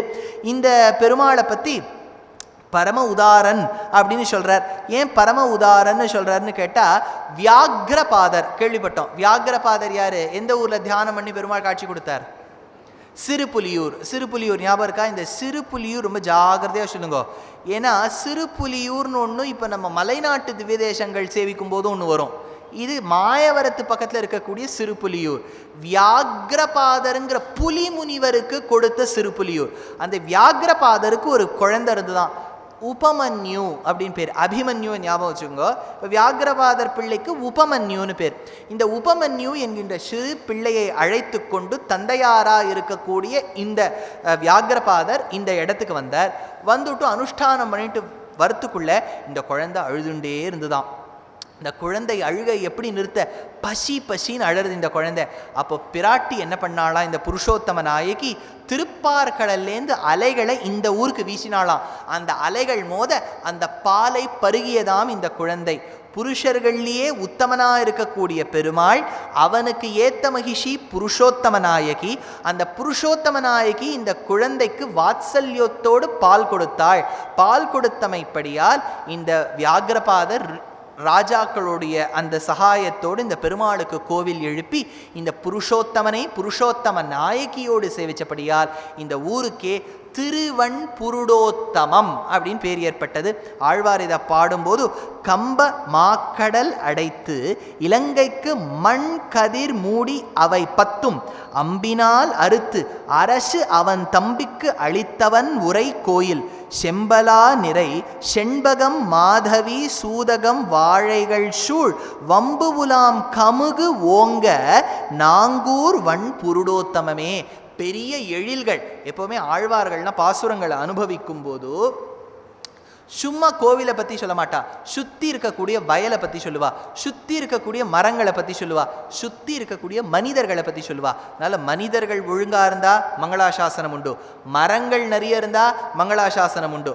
ஆனால் இது இருக்கிறாப்புல நீங்கள் இன்றைக்கி போய் அனுபவிச்சேன்னா, சுவாமி இவர் என்னமோ வயல் சூழுங்கிறார், சுற்றி வீடால இருக்குது, எங்கே வயல் தெரியாது, கமுகு பாக்கு கொட்டை லவங்கம் இதெல்லாம் இருக்கும்பார், எங்கே தேடின்னு போக வேண்டியது தான். எப்படின்னா ஆழ்வார் திருநாவாயை பற்றி சொல்லும்போது சொல்கிறார், கோவிலை எப்படி கண்டுபிடிக்கலாம்னு யாரை கேட்டால் நம்ம என்ன சொல்லுவோம்? இந்த ரோட்டில் போங்கோ, இந்த இடத்துல லெஃப்ட் எடுங்கோ, லெஃப்ட் எடுத்துட்டு ஒரு 5 கிலோமீட்டர் போனேன்னா வரும், இப்படி தானே வழி சொல்லுவோம். அவர் அப்படி சொல்லலை. எந்த பக்கம் நல்ல லவங்க வாசனை அடிச்சுன்னு வருதோ அது பின்னாடியே போ, உனக்கு திருநாவாய் க்ஷேத்திரம் வந்துருங்கிறார். இப்படிலாம் வச்சா கடை தான் இப்போ வரும். ஏன்னா கடையில் தான் இப்போ லவங்கம் இருக்குது, தோட்டத்தில் இருக்க மாட்டேங்கிறது. சுவாமி கடை பக்கம் போயிட்டதாக தான் சரித்திரம் உண்டு. அதனால் ஆழ்வார்கள் நேச்சரை ரசிக்கிறார். அதாவது இப்போ ஒரு கோஷ்டியினர் இருக்கா, why should I come to the temple, I will love nature. ஆழ்வார்களோட நேச்சரையும் ரசிச்சிருக்கா. அவளுடைய நேச்சர் பெருமாளை நேச்சரோட மட்டும் ரசிக்காமல் பெருமாளாவும் ரசிக்கணும்னு அவளுடைய நேச்சர் இல்லையா, அவளையும் மாற்ற முடியாது. அதனால் இந்த நேச்சரையும் ரசிக்கிறா. அதுவும் இந்த வண்டுகள் இசைப்பாடும் அப்படிங்கிறார் குலசேகர ஆழ்வார். திருக்கண்ணபுரத்தில் வண்டுகள்லாம் பாட்டு பாடுமா. இப்போ வண்டுகள் ஒரே சத்தம் தான், உயின்னு ஒரு சத்தம் போடும் இல்லையா, ஆழ்வாருக்கு மட்டும் அது சங்கராபரணம் காம்போஜி கல்யாணிலாம் பாடித்து போல இருக்குது. அதனால் வண்டுகள் பாடக்கூடிய அப்படின்னு சொல்கிறார். அதனால் இந்த நேச்சரை ரசிக்க கற்றுக்கிறார். அதனால் சொல்கிறார், வம்புலாம் கமுகு ஓங்கிய நாங்கூர் வன்புருடோத்தமமே. அப்பேற்பட்ட ஊர் வன்புருடோத்தமமாச்சே அப்படிங்கிறார். அதனால அடுத்தது 35வது திவ்யதேசம், இன்றைய கடைசி திவ்யதேசம். ஏன்னா நேற்று 17 சொல்லிட்டேன், இன்னைக்கு 16 சொல்லிட்டேன். அதனால 16 ஆயிடுச்சா, 18, இன்னைக்கு 18, நேற்று 17, 17ம் 18ம் சேர்ந்து 35. இப்போ 35வது திவ்ய தேசம். நீங்கள்லாம் நினைக்கலாம் இன்னும் சில திவ்ய தேசங்களை பற்றி சொல்லலாமேன்னு. நமக்கு அல்பஸ்ச காலோ பகவஸ்ச விக்னாக, முன்னாடியே சொன்னாப்புல நிறைய சொல்லலாம். ஸ்ரீரங்கத்தை பற்றியே உபன்யாசம் பண்ணலாம், காஞ்சிபுரத்தை பற்றியே தனியாக பண்ணலாம். அதனால் விஷயங்கள் நிறைய இருக்குது, இதுக்கு ஒன்றும் குறைச்சலே இல்லை. தேடி தேடி பொறுக்கி சொல்ல வேண்டியதாக இருக்குது, எதெல்லாம் சொன்னால் ஞாபகம் வச்சுக்க முடியும்னு. அதனால் 35வது திவ்யதேசம் செம்பொன் செய் கோவில். இங்கே ஊரில் இருக்கக்கூடிய பெருமாள் பேரருளாள பெருமாள், தாமோதரன்னு பேர். க்ஷேத்திரம் ஹேமரங்கபுரி என்னும் கூறுவர். இந்த ஹேமரங்கபுரின்னு பேர். தாயாருக்கு அல்லிமாமலர் நாச்சியார், ஸ்ரீதேவி பூதேவியாய் உபயநாச்சிமார்களாகவும் சேவை சாதிக்கிறார். இந்த பெருமாளை பற்றி சொல்லும்போது ஒரு சரித்திரம் சொல்கிறா. என்னென்னா, ராமபிரான் சிறு வயதில் இருக்கும்போது தசரத சக்கரவர்த்திக்கு ரொம்ப செல்ல பிள்ளை, பிடிச்ச பிள்ளையாக இருந்தார். அதனால தான் தாசரதின்னு அவர் பேர், தசரதரின் பிள்ளை. அவருக்கு திருமணம் ஏற்பட்டது சீதா பிராட்டியோடு சுகமாக வசித்து வர, அந்த ஒரு காலகட்டத்தில் தான் அந்த மந்தரா சொல்லை கேட்டு அந்த கைகேயியானவள் 2 வரங்களை கேட்க அவனையும் காட்டுக்கு அனுப்பணும் நினச்சா. அப்போ ராமரை கூப்பிடுறா, காட்டு கிளம்புங்கிறா. அவர் சொல்கிறார் நான் போகிறேங்கிறார். சீதை சொன்னா என்னை மட்டும் எங்கே விட்டுட்டு போகிறேன், நானும் வரேன்னா. சரி, லக்ஷ்மணன் சொன்னார் நீங்கள் 2 பேரும் எங்கே போகிறேன், நானும் வரேன்னார். அதனால் அக்ரத பிரயயௌ ராமஹ சீதா மத்தியே சுமத்தியமா பிருஷ்டதஸ்து தனுஷ்பாணிஹி லக்ஷ்மணஹ அனுஜகாம அப்படின்னு 3 பேரும் கிளம்பி போனா. 3 பேரும் கிளம்பி போய் சுகமாக அவர்கள் சித்திரக்கூட்டத்தில் வசித்து வந்தார்கள், பஞ்சவட்டியில் வசித்து வந்தார்கள். அப்போதான் சூர்பனகா ராமரை நீ எனக்கு கணவனாக வரணும்னு பிரார்த்திக்க, ராமர் மறுக்க, லக்ஷ்மணன் கிட்ட சொல்ல, லக்ஷ்மணன் மூக்கு காது அறுத்து விட, அவளும் தான் கரதூஷணாதிகள் கிட்ட போய் சொல்ல, கரதூஷணாதிகளும் யுத்தத்தில் மறைந்து போக, இந்த அகம்பணன் என்பவன் ராமரின் பேரெழிலை சொல்ல, சீதையின் அழகை சூர்பனகை போய் வர்ணிக்க, ராவணனானவன் இதை கேட்டு மாரீச்சனிடத்தில் வர, மாரீச்சனே நீ பொன்மானாக போ என்று சொல்ல, மாரீச்சன் ரகாராதினி நாமானி, ராமன்கிற பேரை கேட்டாலே எனக்கு நடுங்கிறது. இப்போ சீதையை வேற கல்யாணம் பண்ணிட்டு இருக்கார், ரொம்ப தேஜஸோடு இருப்பார்னு சொல்ல, நீ என்னிடம் உப்பு உண்கின்றாய், என்னுடைய ஷோரை உண்ணுகின்றாய், நான் சொல்வதை கேளுன்னு சொல்ல, மாரீச்சனும் பொன்மானாக சென்று பஞ்சவட்டியில் சீதையின் மனதை கவர, அப்போது அந்த மானை ராமர் சென்று தாக்க, அவனும் ராமர் குரலில் கத்த, லக்ஷ்மணனும் சென்று ஓட, சீதையும் லக்ஷ்மணனை அனுப்ப, ராவணன் பொய் வேடம் பூண்டு வர, அவனும் சீதா பிராட்டியை கவர்ந்து செல்ல, ஜட்டாயுவுக்கு மோட்சம் கொடுத்துட்டு அப்படி போகிற வழியில் ராமர் சீதை எங்கெல்லாம் போயிருப்பார்னு நினச்சி சபரி தந்த கனியை உகந்து சபரியின் மோட்சத்துக்கு சாட்சியாக இருந்து சுக்ரீவனோடு சக்கியம் செய்து வாலியை தகித்து இதெல்லாம் ஆச்சு. இது வரைக்கும் ஒழுங்காக பண்ணின்னு வந்தார். இதில் ஒரு பெரிய சர்ச்சை. அதாவது ராவணன் எப்படி செய்திருந்தாலும் அவன் வேதம் படித்த அந்தணன், ராமர் கொன்னுருக்க கூடாது அப்படின்னு ஒரு சரித்திரம். ராமருக்கு இது மனசில் ஒரு கஷ்டமாக இருந்துதான். அணையை கட்டி ராவணனை கொன்னு. ஏன்னா ராவணன் ஒரு விதத்தில் பார்த்தா பெரிய சிவபக்தன், வைணிகன், சாமகானம் பாட தெரிஞ்சவன், பெரிய ராஜா, சிரேஷ்டமான ராஜா. ஆனால் இதெல்லாம் சுற்றி அடிக்கிறாப்புல ஒரு விஷயம். இன்னொருவரின் பத்னியை தாய் என்று நினைக்காமல் தவறான எண்ணத்தோடு பார்ப்பவன். இப்போது ஊர் மக்களில் யாராவது தப்பு பண்ணால் ராஜா கிட்ட போய் கேட்பா. இப்போ ராஜாவே இந்த மாதிரி 2-3 கேஸில் மாட்டின்ட்டார்னு வச்சுங்கோ, ஊர் மக்களுக்கு எப்படி இருக்கும்? அதனால் ராமர் பார்த்தார், இவன் மறிக்க வேண்டியவனே, இன்று போய் நாளை வாழலாம் சொன்னார். கேட்கல. ராவணன் வந்தான், கொன்று விட்டார். அப்புறம் உள்ளுக்குள்ளே ஒரு வருத்தம், ஒரு வேளை வேதம் படித்தவனே இப்படி பண்ணிட்டோமோ, வேதம் படிக்கிறவாளே குறைச்சல், அப்பேற்பட்டவாளே நம்ம கொன்னுட்டா எப்படின்னு ராமருக்கு கொஞ்சம் பயம் வந்துவிட்டான். நம்மளே பரிகாரம் செய்ய வேண்டும் என்பதற்காக இந்த ஊருக்கு வந்தார். ஸ்வர்ணத்தால் ஒரு பசுவை பண்ணார், கோல்டு பசு. இந்த கோல்டு பசுவில் அவரும் சீதையும் முலை வழியாக போய் ஒரு 4 நாள் வசித்தார்கள். வசித்து வசிஷ்டரின் சொல்லை கேட்டு அந்த பசுவினிடத்திலிருந்து உள்ள தியானம் பண்ணிகிட்டே இருக்கா. தங்க பசுக்குள்ளே வெளியில் இந்த பசுவை யாருக்காவது தானம் பண்ணணும்னு நினச்சி அந்த ஊர் அந்தணர்களுக்கு தானம் பண்ணா. ஊர் அந்தணர்களுக்கு பொன்னால் செய்யப்பட்ட பசுவை தானம் செய்ததால் செம்பொன் செய் கோவில் அப்படின்னு பேர் இருந்தது இந்த ஊருக்கு. அதனால் இந்த ராமாயண சரித்திரத்தை வச்சு செம்பொன்சை கோவில். இன்னொரு சரித்திரம் என்ன சொல்கிறான்னா, இன்னொருத்தர் இருந்திருக்கார் போல இருக்கு. கஷ்யப்பன்னு பேர். இது வேற கஷ்யப்பர், இது வேற முனிவர். அவருக்கு பொன் வேணும்னு ஆசை. ரொம்ப ஏழ்மையான குடும்பம். பெருமாளுடைய அஷ்டாட்சரத்தை 32,000 வாட்டி சொல்லி அது உருவை ஏற்றி கொண்டு அதனுடைய அருளால் அவருக்கு ஒரு செம்பொன், அந்த பொன்னெல்லாம் கிடச்சி இதுக்கு செம்பொன் செய்கோவில்னு சொல்றா.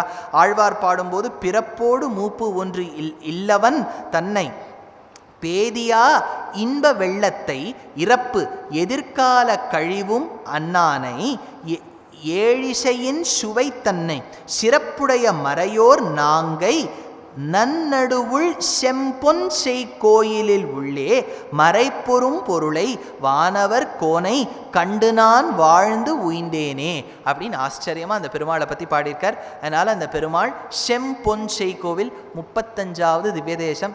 இந்த 35வது திவ்யதேசத்தோடு நிறுத்திக்கிறேன். ஏன்னா இன்னைக்கு கிட்டத்தட்ட 18 திவ்யதேசம். நேற்று 17, இன்னைக்கு 18. இதெல்லாம் நீங்கள் ஞாபகம் வச்சுக்கோங்க. 36லேருந்து அடுத்த ஒரு 18ஓ 19ஓ நாளைக்கு சொல்லுவேன். நாளைக்கு சோழ நாட்டு திவ்யதேசங்கள் 5 பாக்கி இருக்கு, முடிஞ்சிடும். நடுநாட்டு திவ்யதேசங்கள் அடுத்தது பாண்டிய நாட்டு திவ்யதேசங்களுக்கு போவோம். நாளைக்கு திருவகீந்திரபுரம் திருக்கோவலூர் பெருமாள் வந்துருவார், ஹயக்ரீவ மூர்த்தி வந்துருவார். அதனால் பாண்டிய நாட்டு திவ்யதேசமும் வரும். சோழ நாடு ஆய்விட்டது. இப்போ நம்ம நேரம் கொஞ்சம் நடுவில் கருட நதியை தாண்டி கடிலம் தாண்டி நேரம் நம்ம தாமிரபரணி வைகை ஆத்தங்கரைக்கு போய் திருவில்லிபுத்தூர் ஸ்ரீவில்லிபுத்தூர் எல்லாம் அனுபவிக்கணும், அழகர் கோவிலெல்லாம் அனுபவிக்கணும். நாளையுடைய விஷயம் அது.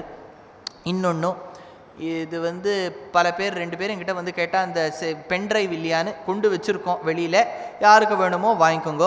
அந்த இது சிப்பு, மெமரி சிப் இருக்குது. மெமரி சிப்பில் என்னெல்லாம் இருக்குங்கிறது அந்த பின்னாடி பார்த்தேன்னா அதில் தெரியும். அதுக்குரிய ஹோல்டரும் இருக்குது, அந்த மெமரி கார்டு ஹோல்டர், அதையும் நீங்கள் பார்த்துக்கோங்க. சாட்டர்டே ப்ரோக்ராம், அதுக்கு டிக்கெட்ஸ் வாங்கினவா பல பேர் இருக்கா. யார் வாங்கலையோ அவள் கவலைப்பட வேண்டாம். ஒன்றும் ஈவெண்ட் ஜீனியில் போய் வாங்கிக்கலாம். ஒன்றும். 2வது ஸ்ரீகிருஷ்ணா ஸ்வீட்ஸில் கிடைக்கிறது 2.